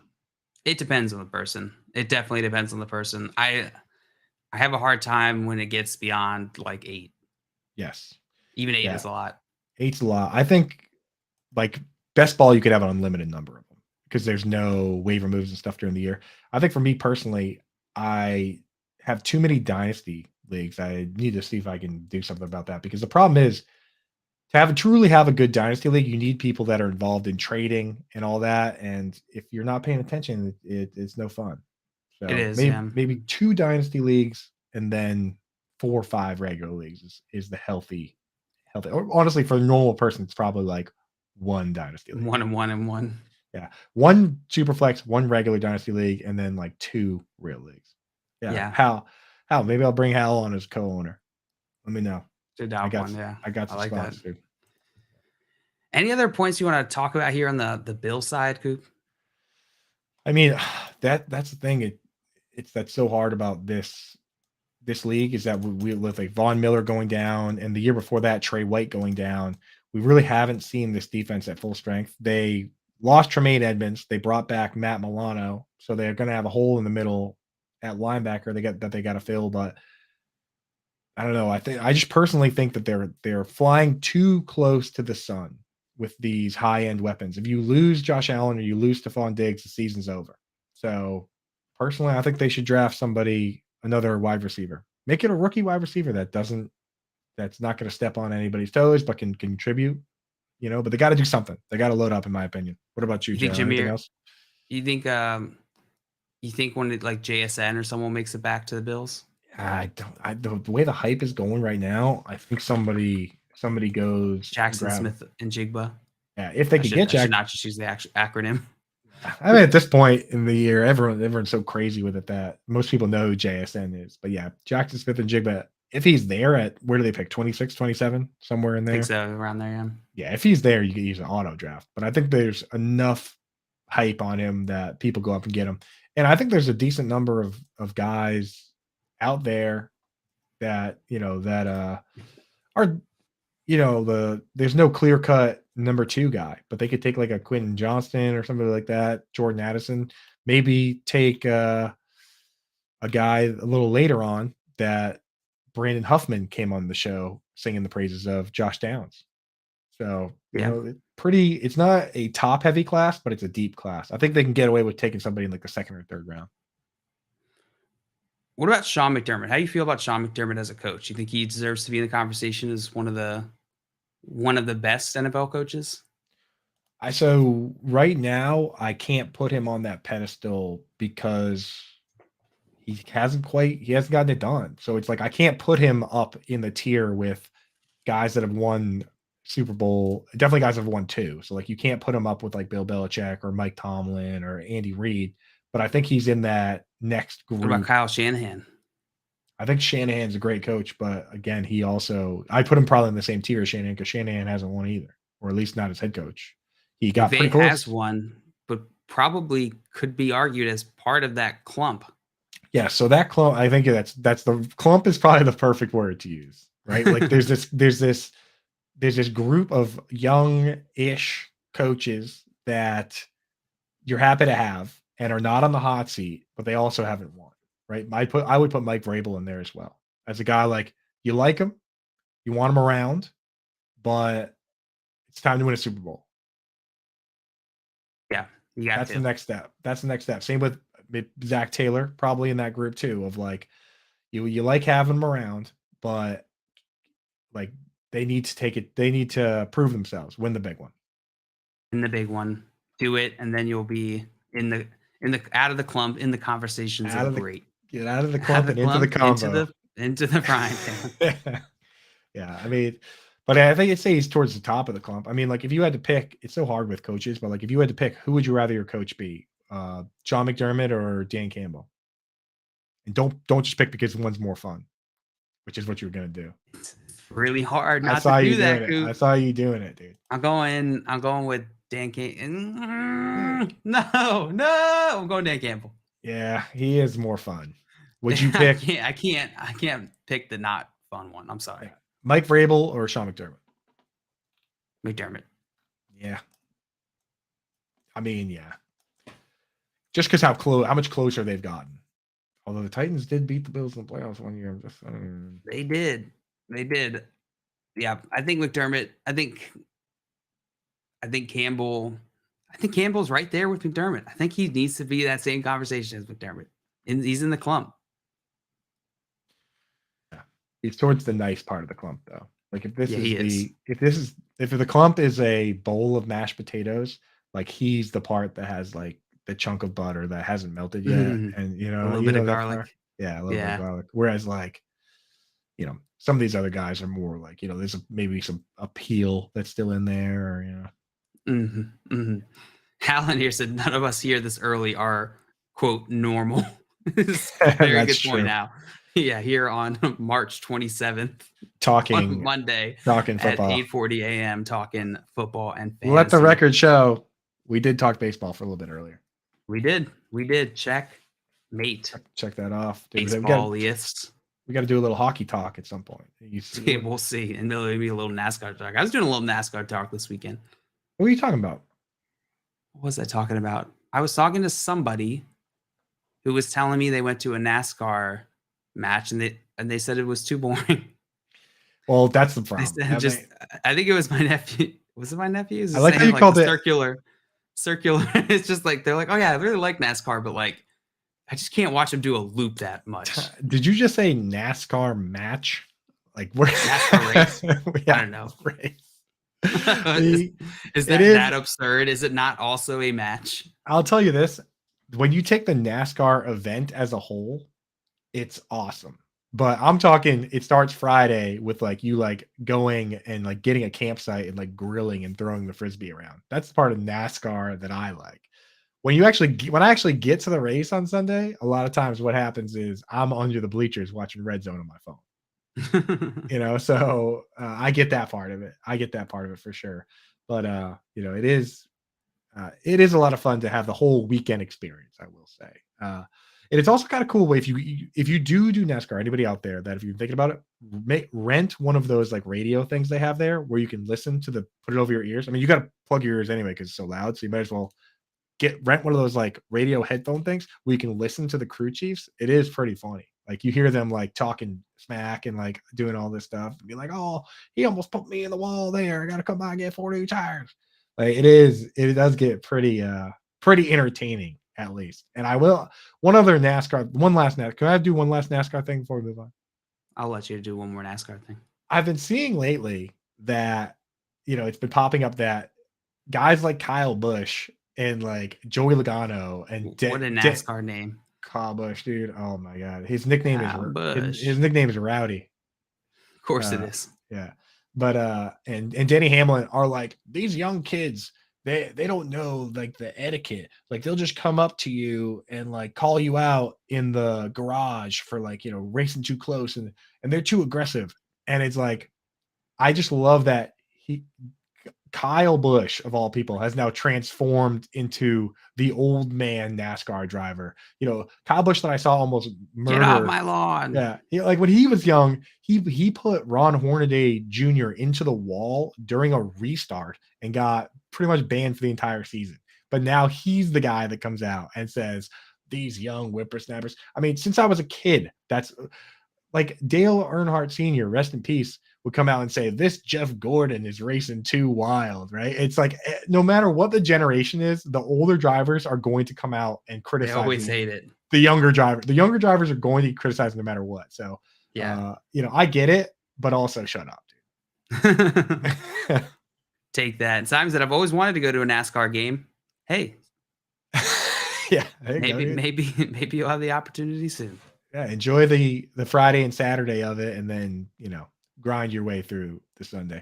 And Hal says, didn't Bush's dad race too? I think he did, but you might be thinking of his brother him and his brother. Bush? Yeah. So Kyle Busch and his brother, Kurt Busch, both race, but they're brothers. They're both from Kyle and Kurt from Las Vegas. Yeah.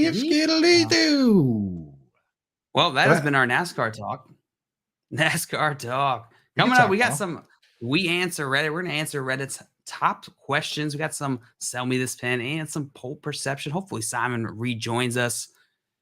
But stay with us. You're listening to the Front Yard Fantasy Morning Show here in the Better Sports Network.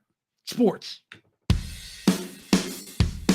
Front Yard Fantasy with Simon, JL, and Coop. Sell me on doing away with the 2 conference system in the NFL. Is it really a sale whenever this is something that's commonly agreed upon? I'm selling you on water being wet. I'm selling you on something that is objectively true right here. We look at teams at the end of the season and we go, how the hell does one team have such an easy schedule while another team is just absolutely getting obliterated? And that's because of the 2-conference system, because the division system feeds into this conference system. It's a symptom of the greater problem.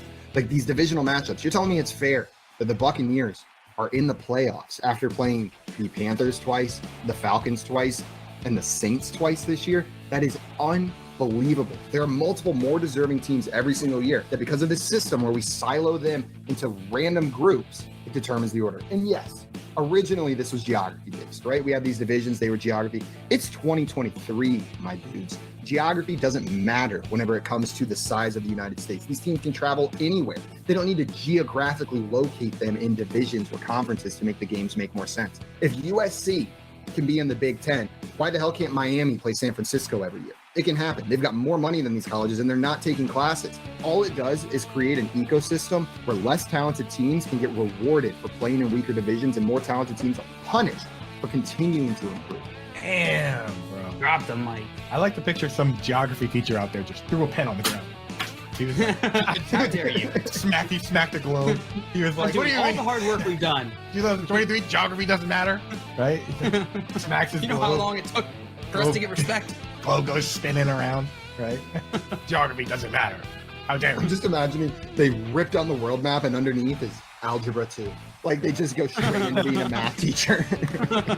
Lunch Money with Kyle and Ray. Weekdays at noon Eastern, presented by FantasyGuru.com. Paper straws. Oh, they're so bad, Ray. I mean, I'm almost tempted to say screw Mother Earth. Give me a real straw. The paper straw thing is a step too far in saving the planet for me. It's a great idea. The problem is it has to last.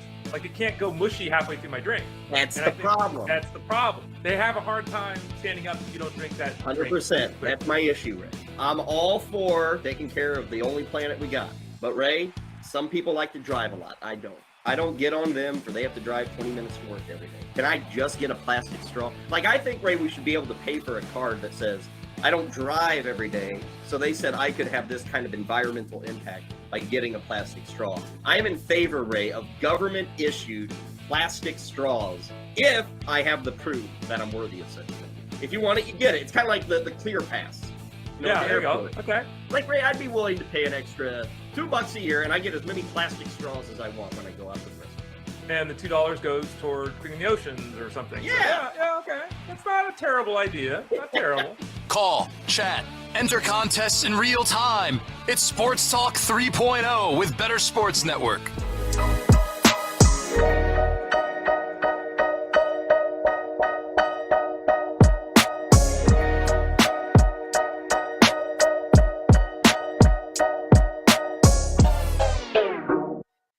Welcome back to the Front Yard Fantasy Morning Show here on the Better Sports Network. It's Coop and I. Coop and the Hogs. How you doing, Coop? No Simon, baby. That means we can No get into a little Simon. hockey talk on here. Even Dude, though neither of you guys like hell no. hockey. Can we at least talk about what Dustin we Dustin talked said? about all of the things that you want to talk. We talk about baseball. We talk about NASCAR. And yet here you are, Coop, asking for even One more You sport. greedy MF. One more sport, Mhm. and then we can talk about XFL. I draw the line at hockey. Let me just say, you'll appreciate this one quick thing that happened. I promise you I will not. No, you will. Can I just say it? I feel like you're going to, regardless of what I say. So just go for I it. 100% am, JL. I 100% am. Dustin in the chat says he wants to talk. Our chat wants to talk hockey. Dude. They want to talk puck. No, Chad is not Dustin. If Dustin, How dare you? Dustin wants How to dare talk. you? Hey, smash that fun button if you want to talk some puck. Hal. So look at Hal's in there. 27th time that Michigan's made the Frozen Four, dude. Did you see House that? from Michigan. It doesn't count. Dude, I saw the wrist shot by the guy, the game-winning wrist shot for that last Michigan game. Dude, seed. This thing was an absolute laser. And the guy had an amazing name. I Said forget. seed. Seed, yeah. The Chinese mustard seed. This thing was hot, boy. This thing was cooking. Grew dude. into a flower. Let me tell you. Grew into a flower right in the back of the net, looking like a coal bin back there, boy. I tell you what. But Them boys got pollinated. them boys got pollinated. Now they're going to the Frozen Four, dude. They're going to get froze up. Hal, find the name of that player because it's excellent. But so Dustin mentions Pasternak scoring his 51st goal. That's cool and all. But the other day in the Bruins Canadiens game, where the Canadiens, they're our rivals, right? They've been for a long time, the Habs. And this guy with a very Canadian hockey name, maybe the most. His name is Rem Pitlick. That's his name. Rem Pitlick decides that after the puck is completely gone, to lower his shoulder and just crush Patrice Bergeron with a blindside hit. Completely illegal blindside hit, just absolutely obliterating him. And Brad Marchand runs over, grabs this dude. And usually when you fight in hockey, it's like, oh, you throw some punches. When somebody goes to the ground, it's over. No. Marchand dragged this dude onto the ground, and we just on the ground and pound punching this dude in the face.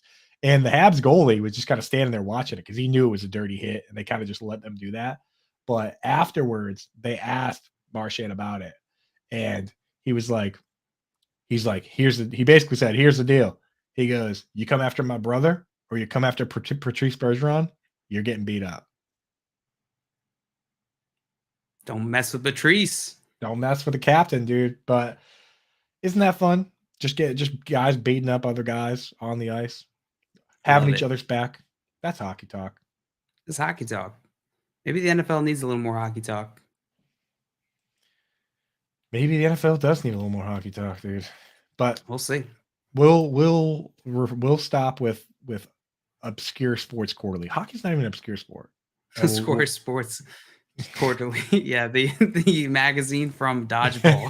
ESPN 8, the Ocho. that led to them finding the dodgeball tournament in the movie Dodgeball. We even talked about March Madness today. We got a lot. We did. We hit a lot. Yeah. But what do you want to talk about? I want to talk about Reddit and Reddit's questions, because Reddit's got a ton of questions for us, and we should answer them because that's what we are here for. So if they asked us to do, it's what we're here for. It's why Reddit gives us all these nice gifts throughout the week, and this is our one gift back, Coop.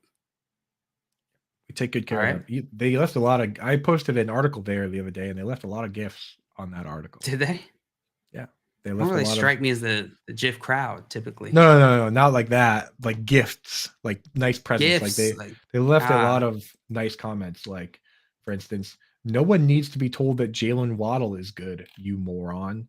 And I didn't read this. It's too long.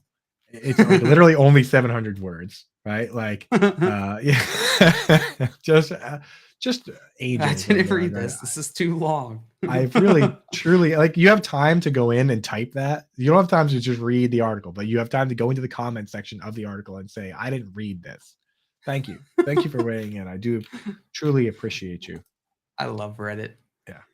All right. Well, Reddit, since they give you those nice gifts, Coop, we got to give them some nice gifts. Asks us, if you had one day to spend $1 billion, what would you buy? Oh my God. I mean, one day. Now, the problem with that is that I would immediately want to buy things that would set me up for the rest of my life, but I don't think a day is long enough. Like, I wouldn't be able to close the deal on like a house, like a gas station ground lease, right? So, I feel like this one's easy. You buy stocks, right? You have $1 billion. You buy as many stocks as you possibly can, and then you cash them out the next day, and then the very next day, then you take your time. Exactly. Yeah. You crash the market by just putting in $1 billion and then taking it out. Just Bitcoin. Yeah.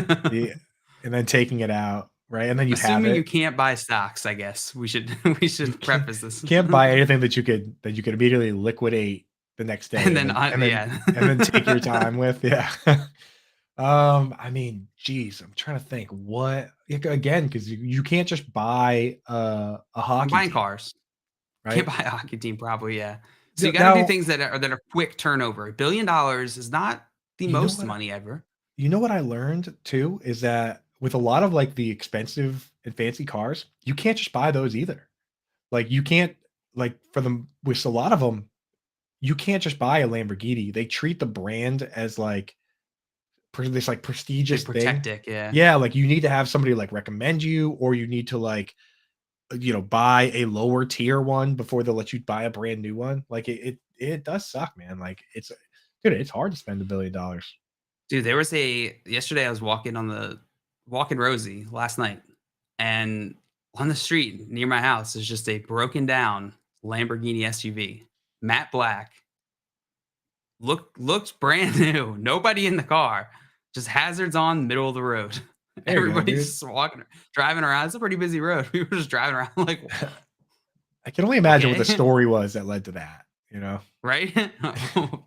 I'm guessing it's just their Lamborghini broke down. But I took a picture and sent it to Simon. I was like, more like Lamborghini, am I right? Yeah. Well, maybe Never. maybe they had $1 billion and they had to spend it all in one day, so they rented a Lamborghini, but then the time ran up at the end of the day, so they had to get out. They didn't have enough money. Like a little ride. Yeah. Simon says, I'm renting out a Chili's. The whole thing. The whole thing. Dude, the first thing I'm doing, I'm going to Chipotle and I'm getting double guac. And say, please don't even ask me. Don't insult me. I'm getting by just the telling bowl. me. Yeah. Oh, yeah. They're like, the guac costs extra. I'm like, yeah. I told you not to say anything. Oh, I know. Double it. Triple it. I don't care. Just see the if I bowl. care. That's how you really flex. That's the biggest flex. You answer them by just throwing money at their face. Right. Yeah. I mean, thank you. With $1 billion, I gotta spend it. I mean, I'm paying off mortgages. That's something that anyone can go in and do. Like, I'm just logging into my buddy. Like, you don't even have to log in. I can just call up the bank and be like, hey, I have $1 billion now. I'm putting it towards other people's mortgages. Yeah. We good? We good, dude? Cool. Yeah. So yeah, as far as I think that would be one of the first. Well, first thing is guac. Second thing, parents' mortgages, and then all of the AMC theaters. Then I'm renting out Chili's and AMC. And me and my buddies were having the night of our lives. Yeah, that's a day. Free popcorn. I'm just renting out the whole theater so that nobody can stop us. They're gonna be delivering popcorn to us. I'm renting out a whole theater, and then we're playing Mario Kart on the big screen. Yes, that's what we're doing, baby. Yeah. Hooking up like the Switch or the PlayStation to it. Yeah, again, Hal, the thing is, buy an abandoned town. Yeah, great. Buy an island, FYF island. All the boys are coming. But you can't close that deal fast enough, dude. By the time the negotiation stuff goes through, it's be tough to do that in a day. I mean, you might be, if you walked in with $1 billion and were willing to overpay drastically and say, I'll pay $1 billion. I'll pay $1 billion cash right now, but you need to sign over the deed right now. You might be able to get it. Might be able to get that done, but you're overpaying for sure. And there are some areas you're still not gonna be able to get that done. There's gonna be laws or regulation in place to not let you do that. So, not to mention, if I only have the $1 billion today and I buy an abandoned town, Hal, tomorrow I'm just gonna have an abandoned town and not enough money. Yeah. Money to fix it. You're going into default immediately. Right. Yeah. Like, there's my town. There's a lot of taxes. I gotta pay. I'm buying an abandoned town. Towns for free. Prepaying like 10 years worth of taxes. In a day. Yeah. It's hard to fathom that one pretty well. How much $1 billion is, right? It's a lot. So much money, dude. If you were to spend, I saw thousands this. Millions. If you were to spend like $1, it was like I think I saw, if you were to spend $1 a minute, right? You could spend like $10,000 by this time tomorrow. And it would take you 11 days to spend $1 million. It would take you that in your head. No, I've seen the numbers before, and these are probably not accurate. But it would take 11. It would take 11 days to spend $1 million. It would take you 32 years to spend $1 billion.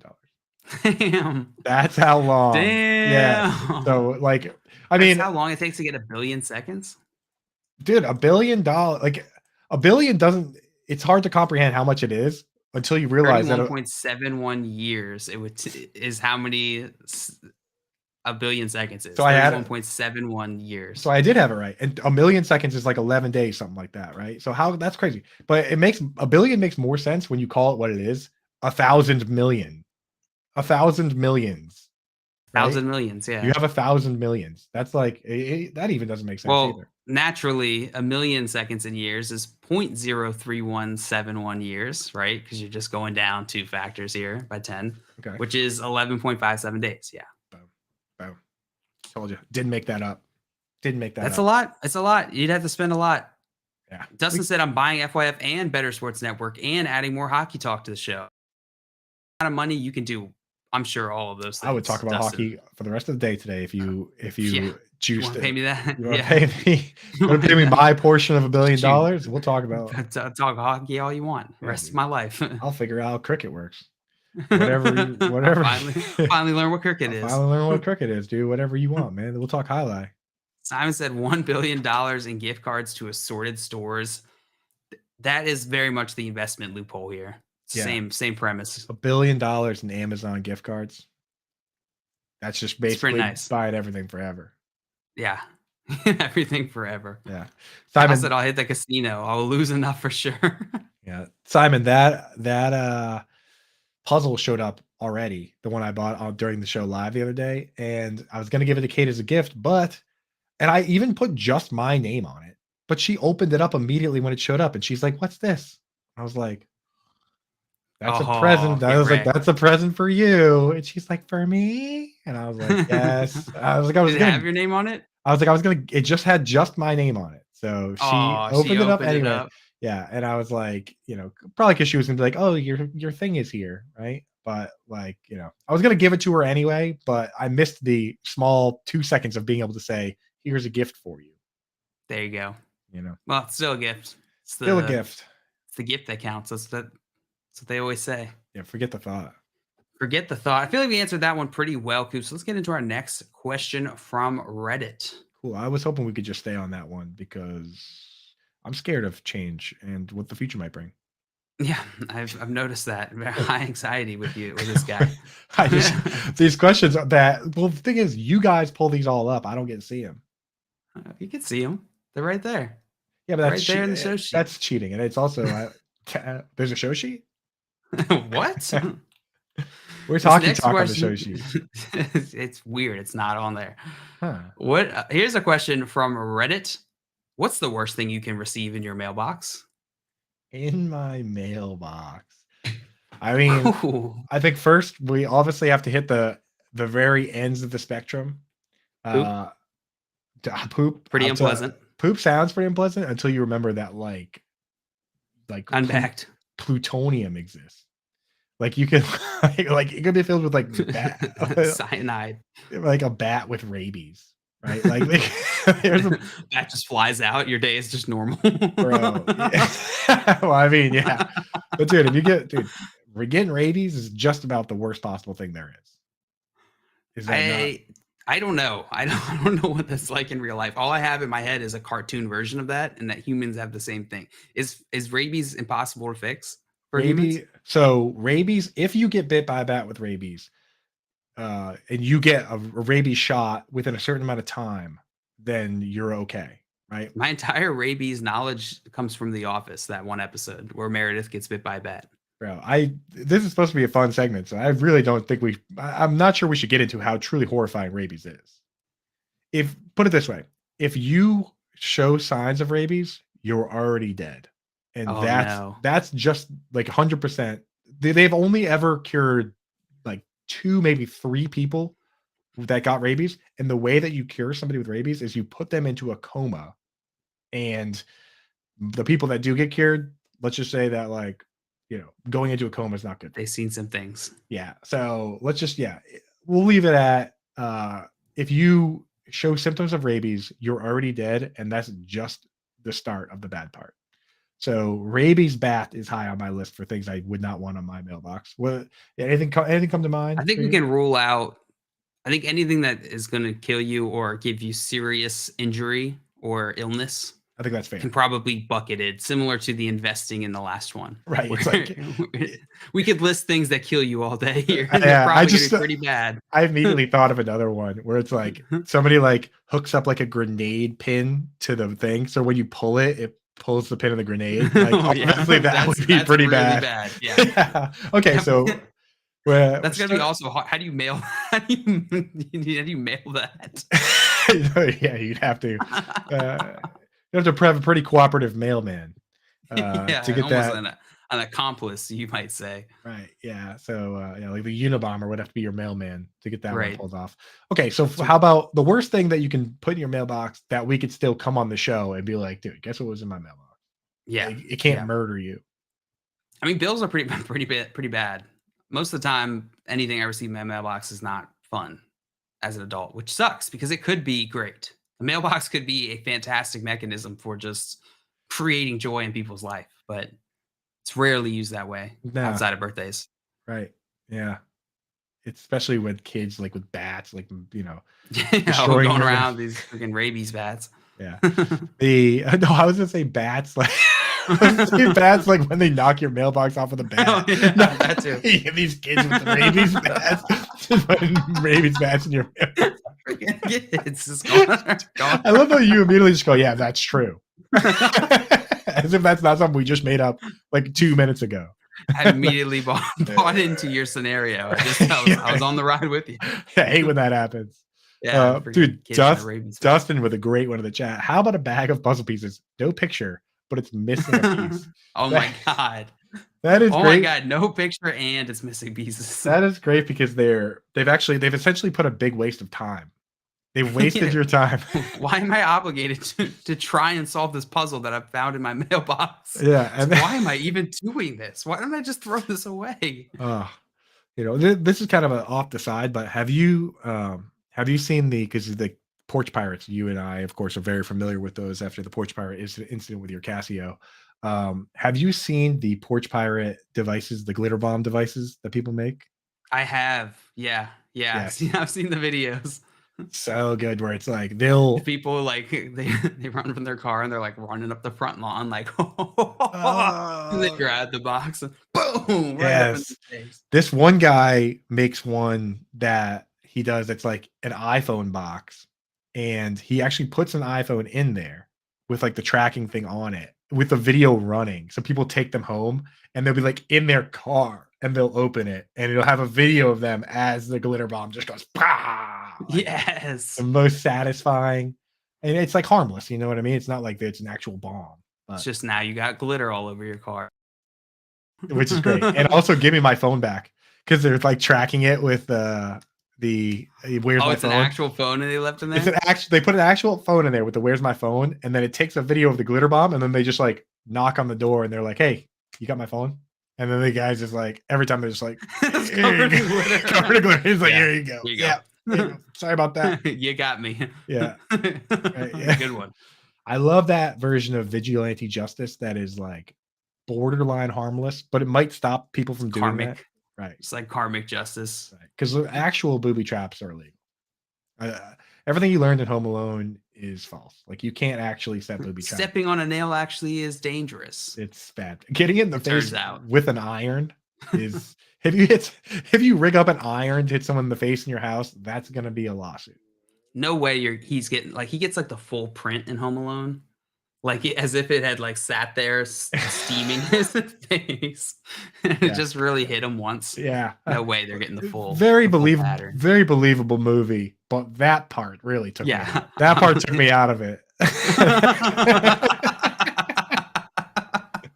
Yeah, it was up until that I was like, really? Wait a minute. That iron was not on his face long enough. The wet bandits. Yeah. Wet bandits. All right. I think we answered that one. Honestly, I'm not sure if we did, but that's okay. Yeah, we certainly threw out some answers. Our next question from Reddit.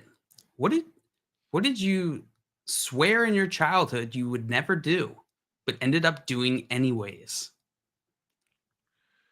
That is good. That's a good one. Swore that I would never do, but ended up doing anyways. Swore that I would never do. Get a job. Yeah, get a job is probably up there, dude. Like, I feel like there's little things, like definitely my relationships with like my sister and my parents. There were definitely points where I was like, I'm leaving and I'm never coming back. And now I'm just yeah. Now it's like my sister's like one of my best friends, and like I love hanging out with my parents and all that stuff. Tim says it rhymes with rugs. That's probably a good one, dude. Hal says eat rare steak. Yeah, kiss a girl and kiss a boy. There you go. Like both, yeah. 2023, I'm still trying to figure out what rhymes with rugs. Bugs? I don't know. It sounds like something that the bad boys are into. Mugs? Mugs. Lugs. Lug nuts. Yeah, it's mugs. That's what it is, dude. It's mugs. Childhood me would be so pissed at me right now. Same. There's definitely a lot of food ones on that list where it's like, I tuna fish. Brussels sprouts? Whew, no way. Childhood jail would be no thank you. Childhood jail would be smacking that fork out of your mouth. Oh, all the way out of your mouth. Brussels sprouts are awesome. I like them now, but they smell like feet. We can acknowledge that. Oh yeah, that's fair. So same with broccoli at times. Smells Broccoli sometimes just bad. decides, hey, I'm gonna be a real stinky boy. That'd be a nasty boy. That's nasty work. That's That's some nasty work. shout out LQ. I read somewhere that that through over the years, selective breeding of different strains of these vegetables, for the most part, has made them much sweeter now than they used to be, like carrots and broccoli and stuff. And that's a big part of why, like, the running joke of like broccoli is gross is because the broccoli we eat now is from what I've read nothing like the broccoli that people used to eat. Like it probably used to Like taste ass broccoli before. right. Like yeah, it just probably tasted like leaves, but now it's like sweet. That's alarming if that's true. Yeah, I That mean, that this is the farthest science has taken us to just get broccoli to this point to where it's pretty good most of the time. I read it on Reddit, so it has to be true. It has to be true. You brought up I saw a sweet green yesterday because Maria and I and her family went to Georgetown in DC, and there's a big sweet green down there. I think sweet green started down there. If I'm not mistaken, you're a big sweet green guy, aren't you, Coop? I wouldn't say big as much as I would say You are a sweet green guy. My You wife- mentioned it a few times. I'll put it this way: my wife is a big sweet green person, which Okay. by association Now you means are a big. now sweet I am green. big sweet green. But I will say I do like it. I like Seasoned. I have an order. Chopped I is have better. I have an order. Yeah, chopped is yeah. Okay. It's not not the best. But I have an order that I like. Let's put it that way. The reason I brought this up and the reason why I thought of sweet green when we started talking broccoli is they do this weird thing there where if you get the broccoli, their little like spicy broccoli side, they only chop in the butts of the broccoli. And I can't figure it out. Like, what's the motivation here? What's happening behind the scenes? Because I don't know. I wouldn't have ever thought to just have a broccoli butt bin. Like, just put the butts of broccoli on my food. If anything, you would think it'd be the other way around. Right. Where you cut the butts off. Now, Buttless broccoli. What do they do with the top part? Right? Where's the tops? Do they grind it into that like sprinkle? Because I know that they sometimes have that. They have broccoli sprinkle? I've seen it. I've seen it. I've Maybe. heard. That honestly that could be where the broccoli tops are going. I don't know, but it is alarming. That is crazy because yeah, that is the part that is the worst part. It's the worst part. I can't figure it out what the motivation is. You have to do work to get to that. Hal says it's the healthiest part. Like, okay, I'm already eating a salad, Hal. Will you cut me a break, dude? Yeah, like, I ordered 3 quantities of Parmesan crisps. You telling me I'm worried about health right, yeah. of my broccoli tops? No, That's the thing. The fact that you even got me into a sweet green, like I'm already playing with house money here. Yeah, exactly. Everything's healthy. And nothing's off limits. I'm good. Nick Deduccio in the chat says, I couldn't stand meatloaf as a kid. Now I crave it. Just the word crave. Word crave. Now I doesn't mean crave. that. Yeah. God, I need some meatloaf right now. I have I need it. I need A meatloaf. hankering. He says also weed. Yeah, I guess that would go hand in hand. That would The- also, yeah, the factor in here. a little weed, and then you get a bit of a meatloaf craving. I crave meatloaf. Yeah, meatloaf is Alcohol, I guess, in general. amazing. Meatloaf. Although I don't know, I had that thought as a kid. Meatloaf is such a classic homemade thing, and I think it needs to be popularized more as a menu item that you buy. Do you? There's one place in. Yeah, this is a rant. Yeah, let me go on a rant that we can clip about meatloaf. No, there's a place in Boston called Deluxe that's like this little diner. You guys would love it because it's just like a little hole in the wall It's that got just- like 15 different domains of food. yes, and it's all just awesome, crazy, probably stolen homemade dishes where everything there is good. But like when you go in this place, you wouldn't picture it to have like the best food in the city because it's such a it's set up specifically like a diner, which is Yeah. like all the junk on the walls and Oh yeah, you sit at one of like silver, lots of chrome. you sit at like Everything's the shiny. shiny, yeah. They have an old timey cash register, and The you sit at jukebox. the swivel chairs you Yeah. sit on. So And their pastry counter is just dank. Just like lit up. feel like, are you sure you've never been? You're pretty much We got the exact type of thing here. I mean, Silver Diner definitely is like I think prototypical one of those. Here in Baltimore, we got Double T, it's called. And it's that style of diner where they just got like, you can get pasta, you can get pancakes, you can get Greek food, you can get anything. But it's pretty good and it's open late.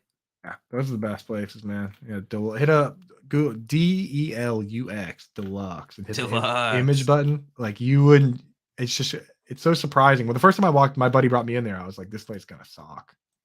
But Simon said, hopefully if nobody with their kids are watching right now. If so, turn us down for like 15 seconds. But Simon said, when I learned where babies came from, I told my parents that I was never having sex and I'd only adopt.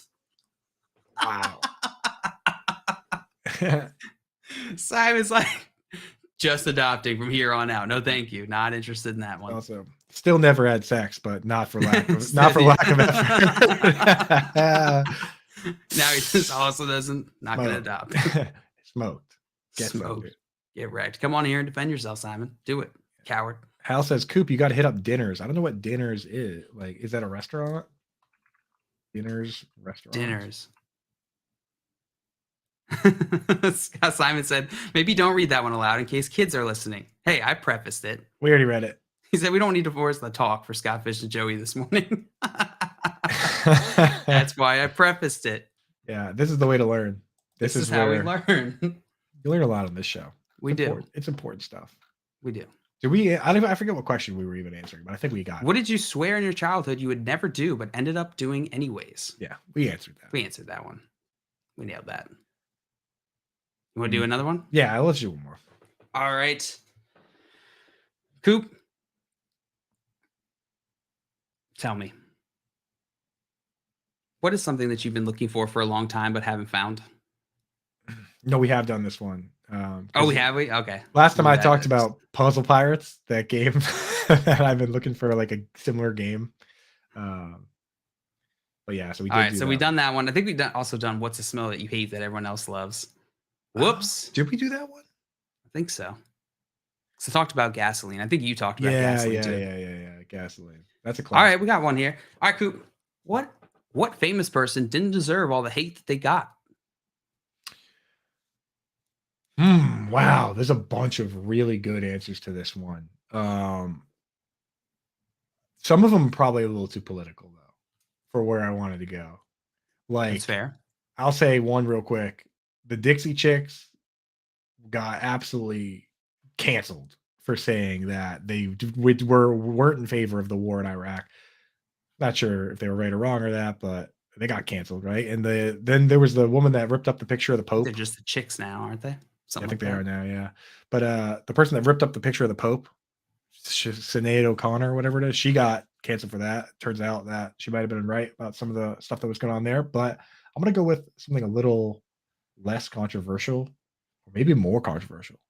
But I'm going with an entire band here, and that's Nickelback. Nickelback. They didn't deserve it. Nickelback, okay. Nickelback jokes are funny. I enjoy a good joke making fun of Nickelback, but I enjoy it from the sense of they're a good band to hate on. At the same time, though, they got some bangers, dude. I think you're lying to yourself if you don't think Chad Kroger's got some hits. And I include the song from Spider-Man as a Nickelback song because it's Chad Kroger. You know that one that's like, they say that a hero can save us. I'm not gonna stand here and wait. I don't know that one. No, that's a bad. Oh, dude. Now maybe that's why people hate on Nickelback. They've never really gone through and never listened. Yeah. Okay, let's make a list of the best Nickelback songs. Right? Like there are some awesome. How You Remind Me, awesome. Far Away. Now that you're here, so far away. Is that even Nickelback? I think it is. I have no idea. Yeah, dude. Rockstar. That's kind of cheesy. That's an easy one. That's an easy one to make fun of. But Photograph, also easy to make fun of. Okay. No, I get now that I'm going through, I can see why. I can see why. But at the same time, dude, these guys are millionaires and they have a number of catchy songs. So hate all you want. Hate all you want. They got some jams, dude. They got some jams. They're at least 100,000-aires. That's for sure. For sure, dude. For sure. That's for sure. Simon said Nicolas Cage. That one seems pretty fair. I feel like he's turning it around though, because he's leaning into it. It's kind of turning around. I love that Nick Danuccio in the chat says "Sing it, Coop," as if I wasn't going to sing every song that I mentioned. We Jerry all Hines, just can we want get to an be FYF big album, rock please? stars. Yeah, let's do We it. we have talked about that more than once this season. I think the Jason Travis Kelce thing definitely spawned some suggestions that we need an FYF album. Yeah, we really should with music videos, dude. You know, Imagine if Tim. look at Tim this directs everyone. photograph. Should we just do a cover Nickelback album? Nickelback cover band. I like it. I'm gonna go with my one. I'm gonna go with Kim Kardashian. Ooh. I think she gets way too much hate for being dumber than she is. I don't think you can really do what she's done without being really smart. And I think she's playing a character more than most people realize. Yeah, she's clearly a very smart businesswoman. There's no doubt about that. I mean, she turns every little thing she does into like a multi-million-dollar business. And it's sustained, which is the other part of this. Like, how often do we see celebrities or just individuals get lucky riding some sort of trend or wave, right? They just get all the things and it works out for them. Who's the one I was reading about the other day? Gangnam Style, that guy. Yeah. It's been chasing success ever since. Right. since that moment, that Gangnam Style moment. But it's hard to do. And then even on top of that, even less people do it on like a sustained basis, like she's been doing it, right? She has stayed relevant, stayed successful, and grown her wealth, which is crazy difficult. So right. She survived being married to Kanye West, which is, I imagine, one of the most difficult things you could do. Also tough, yeah. Also difficult, right? So I don't know. Tim Wright says, pretty sure she's still not a good person, though. I don't know. Maybe. I don't know her personally. Are we all good people, though? Yeah. I know that there were a number of things that she's done that I looked at it and I was like, are we hating what she did or are we just hating on her? Like, I remember at one point she went on like a Caribbean trip and got these like braids and people were like, oh, it's cultural appropriation. And maybe it is, but at the same time, it's like, she's not the only person that goes to the Caribbean and gets like braids done. You know, like that's every single person in my elementary school did that. Like that, that was the only way that you could prove not saying that's right or wrong. I don't know anything about the controversy. Exactly. Here, like we're not the ones to talk on that. I just think that, like, you know, when I see that, I'm like, it's because she's Kim Kardashian that it's so amplified here. Yeah. So any other celebrities come to mind? I mean, just those two. There's a lot. I will say, like Guy Fieri. Why we gotta always rag on Guy Fieri, dude? He seems like the man. Kind of asking for it. Seems like I know. Frosted tips and the bowling shirts. How many bowling shirts with flames can one man have? Like, can you? I feel like you can only exclusively buy those shirts at big gas stations. Yeah, like Buc-ee's style gas stations. And Bass Pro Shop. Yeah, they come like tucked inside of like a travel mug. Like you get them as a package.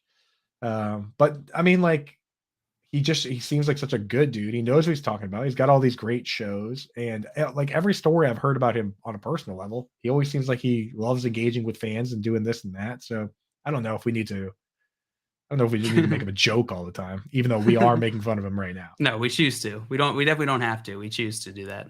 Yeah, we definitely choose to. Simon said her interview with David Letterman is great. Yeah, all those. I fully agree. If you haven't, check out. I think it's called "My Guest Needs No Introduction." They're David Letterman's like interview series on Netflix. It's definitely very good. Highly recommend. And we got some good stuff coming up on this show. We just answered Reddit's questions, but Coop and I are gonna be selling some pens. Who knows? Maybe we'll be doing some poll perception. We will see. Stay with us as we go to this break. You're listening to the Front Yard Fantasy Morning Show here on the Better Sports Network. Talk about your picks and your fantasy teams on Better Sports Network. The importance of checking out the site that you're playing on. Default rankings of these sites. A lot of times they don't get updated. I know from experience. I used to write default rankings for the NFBKC, the basketball version of the NFBC. I'd write these default rankings in June for the NBA, before the NBA draft, before free agency opened up. And guess what? I was never asked to write an update article or update the default rankings. This happens a lot. Maybe if there's something obvious, it gets updated. Aaron Judge, for some reason, hurts his back. Maybe they make that change. Just maybe. But you don't know that. And that's why it's just so important that you show up to your draft room or you do that pre-draft prep.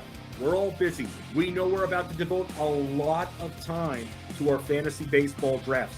Why not spend the extra 20 to 25 minutes to invest properly in your team, to go and see which of those players are way down default rankings? They're going to be different on all of these sites, and you're going to be looking at them and going, maybe their analysts think a certain player who shouldn't be in the top 100, who should be maybe even not even the top 200, will be in that top 100. You got to check that out. You got to know where you're playing, just like you got to know your format when you sign up for the league. It's just so crucial, and people just skip right over it.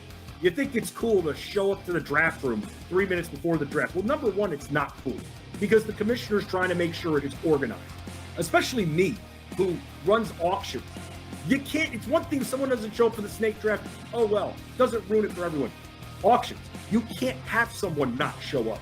Auto bidding, auto auctioning, it ruins the sanctity of those drafts here, which is why I always recommend, hey, make it easy on your commissioner. Don't make them send those texts there. It's annoying. You shouldn't have to do that.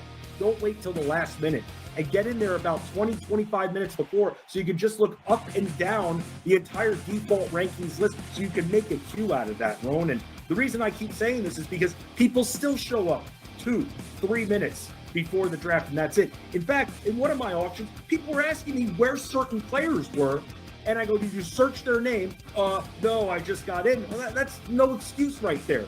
That's your own fault. I mean, you're organized, so you're a hard person to ask here. You're getting those questions. This is your preschool league, right? People don't know how to search player names. People freak out. They don't think. That's the problem. Because they show up 2 minutes before the draft. That's why. The Playbook with Fensty and Ronis, presented by FantasyAlarm.com. Weekdays at 5 Eastern on Better Sports Network.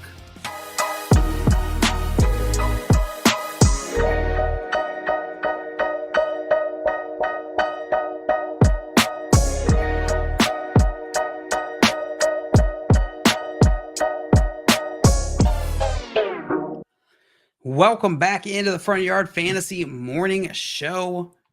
I'm JL, joined by Coop, as always. Coop, how you doing this morning? Good, and I was absolutely ready to come back from break there, 100%. 100%. You knew that it was coming, and you were ready. Coming, did not hear the music from my headphones that were not on my head, but we're here. We're here now. Unfortunately, Simon is not here with us today. JL, where did he say he was going again? He ran off in a rush, and yeah, he had to get back to the library to return his books in time because he is a serial library keeper outer. So he's returning some books and he wanted to pick up some new ones. Yeah, he a couple weeks ago he had an unpopular opinion about reading books in that you don't need to finish one before you start the next if you don't feel like it.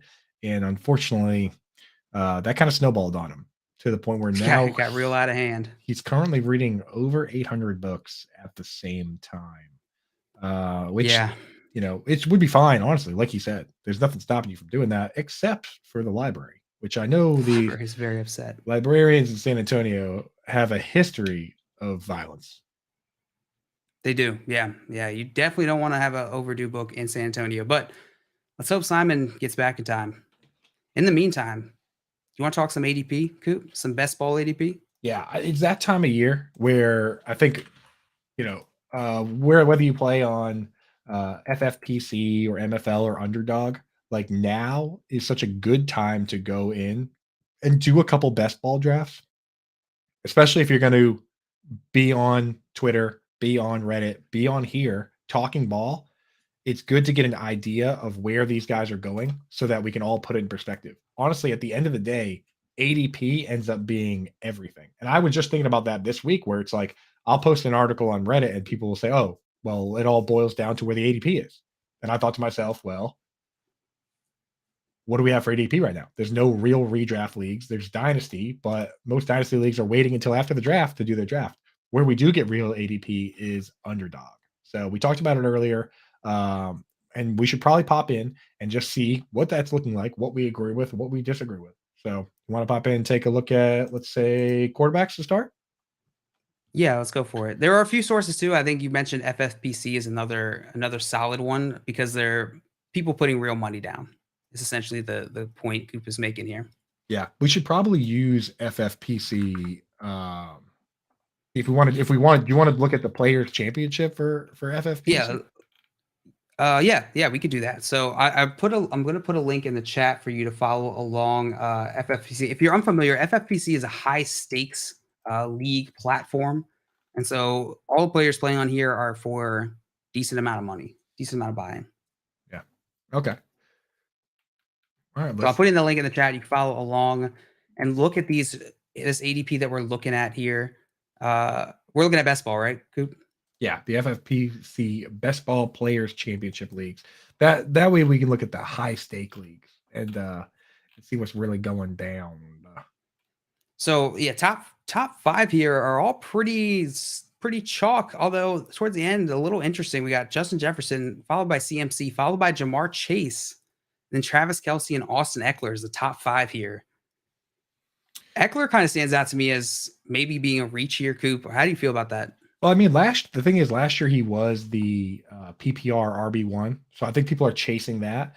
But I'm with you. I'm a little bit scared that, first you have the contract talk, which that always gets a little dicey if people aren't happy. We want our guys to be the best players and happy being those players. He just basically came out and said, hey, I like it here, but I am a disproportionately large portion of this offense and I should be paid as well, which I don't think is when he said it, I actually listened to the podcast. I was like, almost impossible to argue with that, right? The guy's going to have 200 carries and 100 receptions. He just wants to be paid. Pretty good. So the flip side is that it's a new offensive coordinator. Joe Lombardi is out. He went to go join Sean Payton in Denver. And last year, they essentially against the Jaguars had that game won and just could not run the ball when they needed to most at the end to get it locked down. So I could see this team going out and taking a bruiser back in this draft. There's a guy that would be a perfect complement to Austin Eckler in Dwayne McBride. I know, JL, you haven't dug in too deep just yet because I know the draft is still a month away. But do you know anything about this guy, Dwayne McBride? Yeah, I've been looking into him a little bit. Okay, yeah. What stands out about him to you? He is like the quintessential version of like Alfred Morris, where he can clearly, or like Jordan Howard's another good example, where you put the ball in this guy's hands and he is a bulldozer. Like he had like 19 touchdowns in his last year in college ball, but he, just like Alfred Morris and Jordan Howard, does not catch the football. Over 3 years, do you have the stats up there, JL? I do. How many receptions did he have in 3 years of college football? In 3 years, he had a total of 5 receptions. 5 receptions. 2020, 0. 2021, 3. And then 2022, 2. How many yards rushing did he have in his senior year? Rushing or receiving? Rushing. His senior year, his rushing was 1,713 yards. He ran for 1,713 yards and got 233 attempts. That's Derrick Henry numbers. 230 attempts at rushing, got 2 passes. That's that guy. So, but if you have Austin Eckler catching passes, who cares? I think Dwayne McBride would be a perfect complement to what Eckler does. And just the fact that might happen has me a little scared. Like the 49ers with Christian McCaffrey and Elijah Mitchell, they're not drafting a running back, right? Saquon Barkley and Matt Breida, I would almost rather, at this stage, take Saquon Barkley. Now, if we get through the draft and the Chargers don't add anybody, now all of a sudden I'm like, oh, Austin Eckler, we're back in. But at this stage of the game, we have to think about what teams might do in the draft, right? That's why I love taking Jamar Chase so much. Like, we know that the Bengals aren't going to draft another wide receiver. Or, I mean, maybe they will, but he's not going to start over T. Higgins, right? He's not going to he's not going to push Tyler Boyd off the field and collect 120 targets, right? So we can be very confident in Chase. So of these, I think the point you're bringing up, which is that like the strategy here of looking at which players are going to really be affected by the draft, and seeing how that lines up with ADP is a smart one when it comes to best ball, because I think a lot of best ball runs. I mean, it runs all year round, but the off season is best ball time. Yeah. And the off season is like, you could split it up into those when those events happen, right? These events that cause big shifts in value across the board. And so it's a good strategy to bring up. Yeah. So, and it's like, if you're drafting now, which is what we're talking about, then you do that. Then after the draft, we make adjustments, but you got to keep an eye out for that type of thing. So a name that stood out that you didn't mention though, with Austin Eckler here, is Jonathan Taylor. I know. And I think a big part of that Surprising. is the question at quarterback, right? Like last year we looked at it and we said, or even 2 years in a row now, we've sat here, and whether we were right or wrong, we were wrong. We sat here and said, Carson Wentz is good enough. Matt Ryan's good enough. They have Quentin Nelson. They have Ryan Kelly at center. We'll be fine. Right now, we don't necessarily have, there's no Matt Ryan to make us feel warm and fuzzy about the floor of this situation. So I think that's what's hurting Jonathan Taylor, right? Like, these guys all kind of have some sort of, in the second half, you're like, Cooper Kupp, we don't know. I heard earlier when I said Cooper Kupp, you were like, Cooper Kupp, what? Dude, I just wrote down, because I was going to bring him up next. I brought up Cooper Kupp. I actually spelled it, switching the C and the K, and I can't stop laughing now looking at it. It Cooper Kupp. It just looks so silly. Yeah. That seems like a bad bet here. So Cooper Kupp right behind Jonathan Taylor. He's the fourth wide receiver on this board here against Tyreek Hill. Cooper Kupp was kind of a bad bet going into the last season, because when you think about this from just the terms of like the decision, right, or the bet, like if we're just going to break this down according to probability, what is the probability that Cooper Kupp returns on this value? Yeah, that's what I mean. Again, what's happening here is pretty obvious. The year before last, he had the greatest fantasy wide receiver season of all time. Right. So people are just saying that's what this guy is. But if Matt Stafford's not healthy, right? But if Matt Stafford's not healthy and the offense isn't running, and now he's 30 years old, I'm with you, JL. That's just a lot of risk. I'm just gonna let somebody else do it. You can't. There are a lot of like sayings that float around in fantasy football, but this one I truly believe to be true, which is that you can't win your league in the first round, but you can lose it. Yes. And what the crux of that saying to me is that, of course, you can't win it in your first round, because you can't get any value in the first round, really. Like there's a limit to the value you can get in the first round, right? Because you're paying for it. You can't get a deal on something that you're paying full price for. It's just not, it's less likely. And so the upside is not there, but the downside of a player, you paying a lot and that player not anywhere close. Yeah. In the early rounds, my philosophy on drafts is, in the early rounds, I ask myself, why am I drafting this player? Why am I drafting Justin Jefferson? Well, he's, high ADOT, number one target on this team, serviceable quarterback, offense runs through him. The answers are all there. Later in the draft, I ask, why not? Because we're already at the point where, you're looking at situations where it's up in the air. Like Evan Ingram last year, I was like, okay, why not? Why can't Evan Ingram, since Christian Kirk's new to the team and Zay Jones is new to the team and it's a new coach, why can't Evan Ingram be that guy? So in these early rounds, if I ask why, and there are too many red flags, I'm just going to go away from him. There's just as much upside around him and the players around him, right? Like, you're not really getting that much more upside from Cooper Kupp than Stephon Diggs. Or CeeDee Lamb or AJ Brown. Or CeeDee Lamb or AJ Brown. I get it. None of them have ever done what Cooper Kupp did that one season. Cooper Kupp's also not going to do that again. Right. Everything had to work out. He had a lot of things working in his favor. Those things aren't going to be working in his favor this year. So it's just going to be harder. It's less likely he's going to do it. So that one definitely stands out to me as a potential whiff, or just a big, like you said, big red flag here in that first round ADP, Coop. Yeah, and conditions have changed too for Cooper Kupp, whereas like CeeDee Lamb and AJ Brown, same quarterback, they're the top dogs on the team still. I mean, the Eagles, what more can they really do?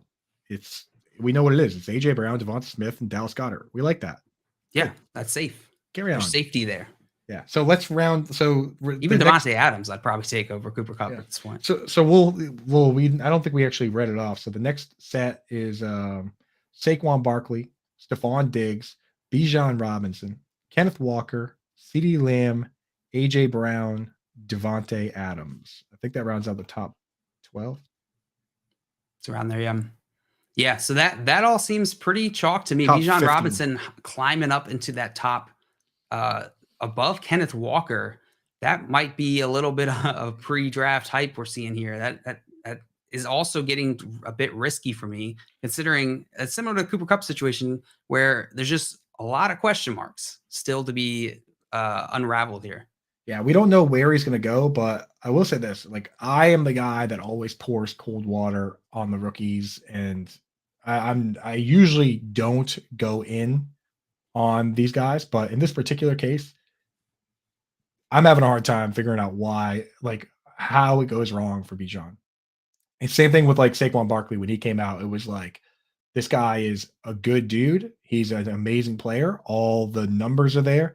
Like when you go through, when I do my fantasy, my dynasty stuff, I look at college production, which is stats plus film. Then I look at workout metrics, which is the combine, pro days. Then I look at draft capital, which we don't have that yet. But as far as everything else goes, man, the film is amazing. The production was amazing, both in the pass game and the run game. He went to the combine, didn't have to do any of the drills because he was the number one guy and everyone knew it. And even everyone was like, hey, you don't have to do these if you don't want to. And he said, I'm going to do them all because I'm a competitor. And he was the best at like all of them. Like, he went out and was like, hey, I'm the best. Check it out. And he looked amazing doing all the drills. So I just personally, I'm willing to make an exception to my like fade the uncertainty rules with a guy like this. Whoever takes this guy, he's going to be a focal point of the offense. I think he's going to be really good. So I'm with you on just the general overall hype of him as a prospect. I love every year, almost like predictably, we can find value on these rookie running backs who end up creeping into those, I'd say like 4th to 2nd round ADP. Yeah. Usually after the draft, they'll settle around there, and there's usually a ton of value because they end up being the 1st round picks the following year. If they pop off, like the Breece Hall, the Travis Etienne's, these type of players who are Kenneth Walkers. This is a little rich for me for Bijan Robinson, even so, because I think what we're hoping for is a season like we saw from Kenneth Walker last year. And so I'd rather take a guy like that who we know where the landing spot is versus Bijan Robinson, even if I believe he's super talented, just because we don't know where the landing spot is. And I'm on board with that. And it just so happens, JL, that lucky you, there's almost the perfect name of the person you just described.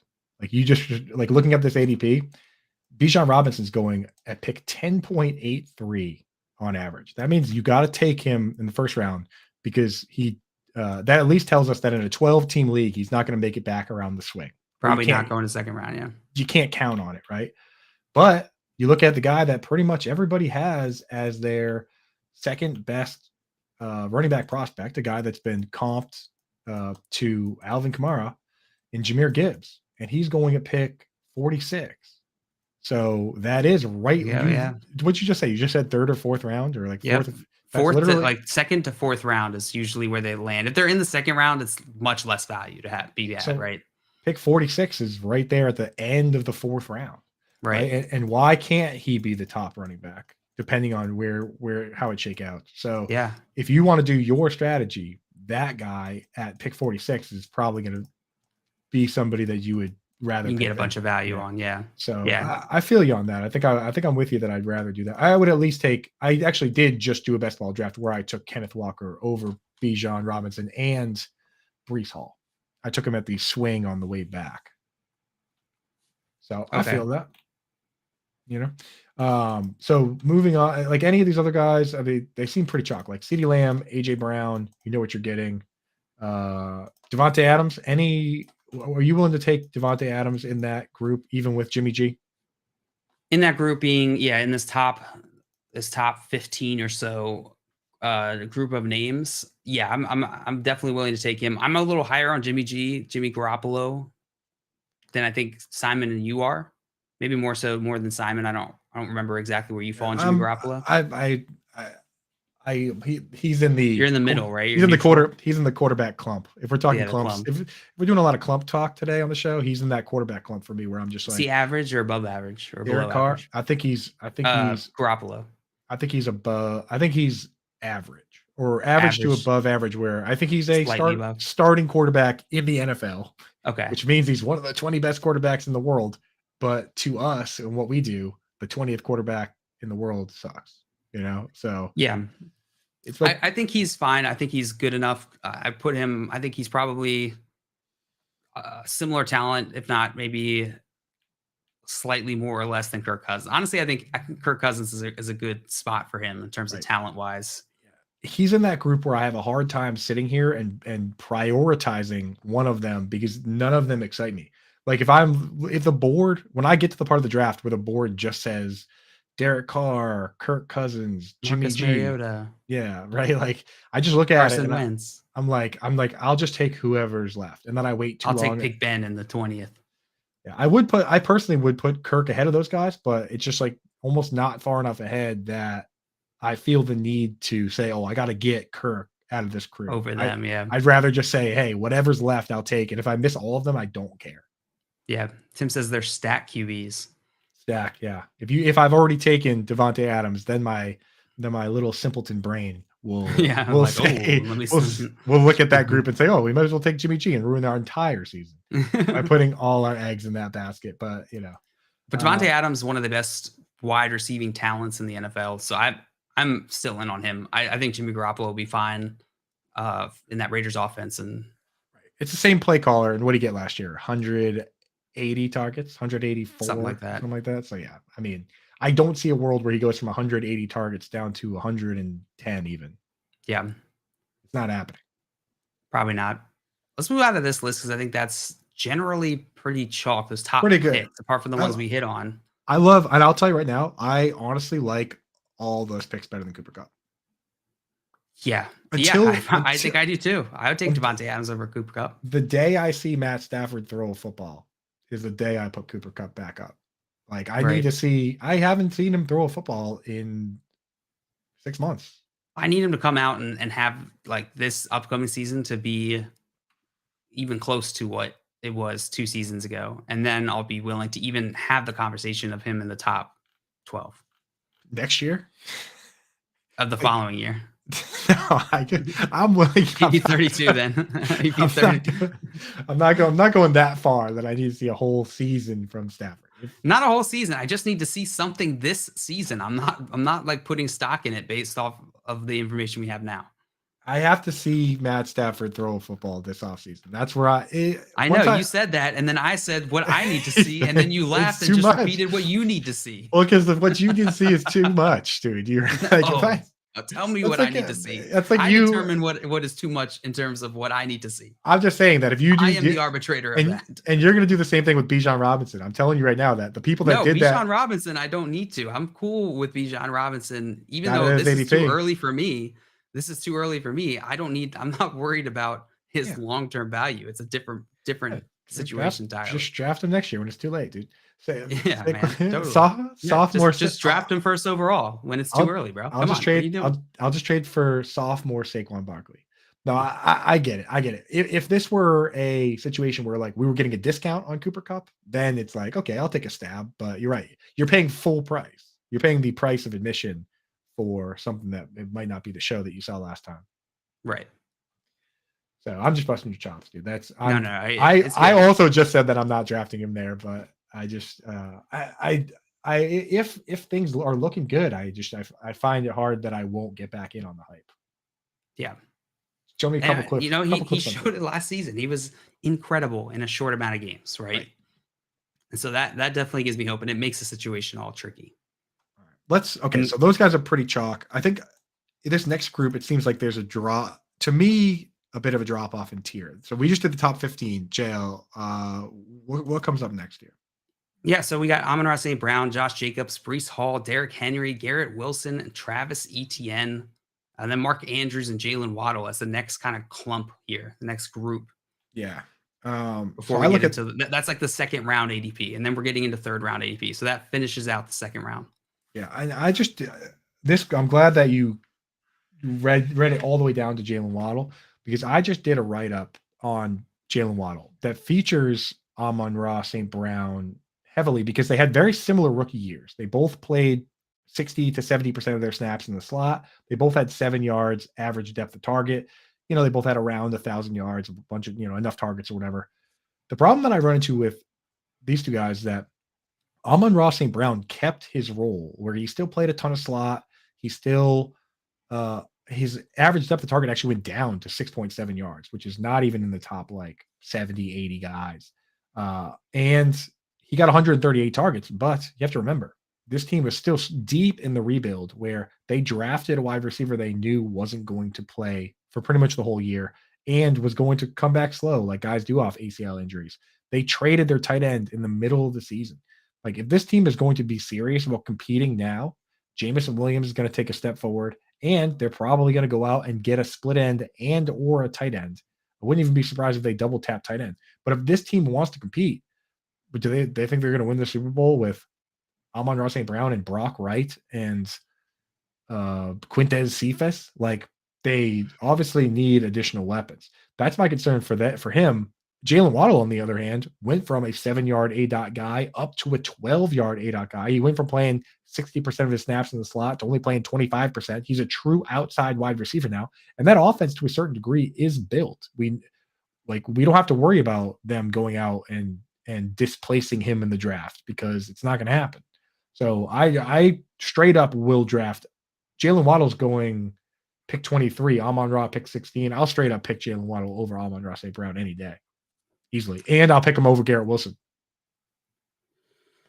Yeah, I think that I don't think that is that hot of an opinion, but I guess if you look at just him being a wide receiver 2 on his team, you could see that as controversial. I put these guys in a similar clump, and I think it comes down to, like, even though Waddle's the number 2 wide receiver on his team, Amon-Ra St. Brown's offense is not quite as pass heavy, or it's not going to feature Amon-Ra St. Brown as much as Jalen Waddle is. So that kind of gives him the boost. And I think that's what you're talking about here, Coop, is like you're looking at the metrics and basically proving that Waddle's going to be a fundamental part of this high-powered, fast-moving offense, which is what you want in fantasy. And you know that the targets are essentially going to get funneled to Tyreek Hill and Waddle because they use a blocking tight end on a huge chunk of snaps. Alec Ingold, the fullback, played 40% of the offensive snaps, and he's soaking up 0 targets. All that does to me, that takes the third wide receiver out of the game, and it just really puts the focal point on these two guys. And Jalen Waddle, even though he got less targets than Amon-Ra St. Brown last year, it was like 138 for Amon-Ra, and Waddle only got 115. Because of Waddle's higher ADOT, he had 200 more yards than Amon-Ra St. Brown.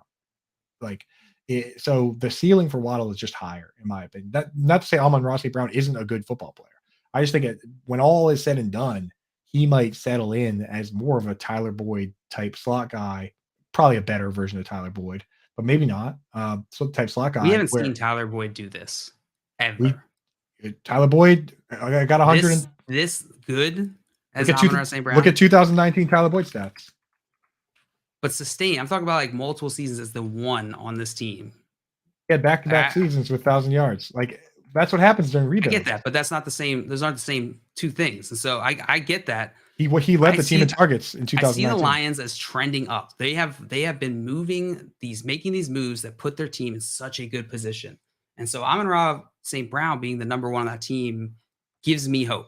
And the fact that he's done it sustained over the last 2 seasons, his only 2 seasons in the NFL, gives me even more confidence. But he wasn't even he didn't get a ton of targets until guys got hurt his rookie year.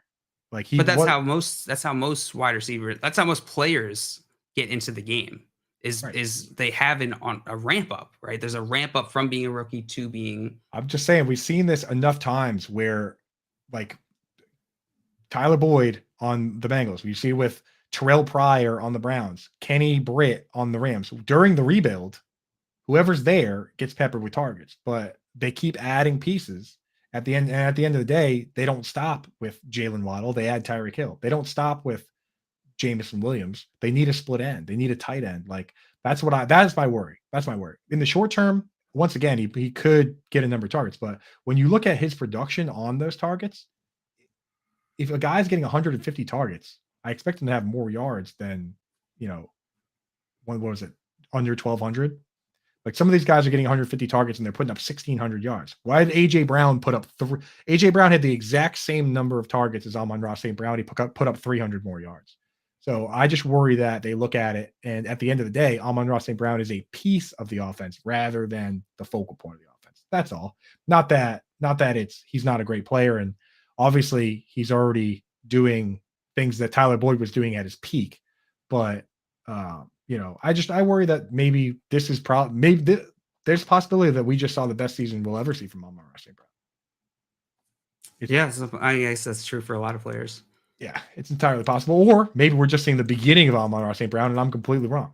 I mean, there is a world where, check this scenario out. What if they do go out and they take 2 tight ends, and now it's Amon-Ra St. Brown and Jamison Williams the same way that the Dolphins use Tyreek Hill and Jalen Waddle. Now, boom, it's wheels up. Now he's in a system that supports him. That's what makes this game so fun, all this different speculation. Yes, absolutely, 100%.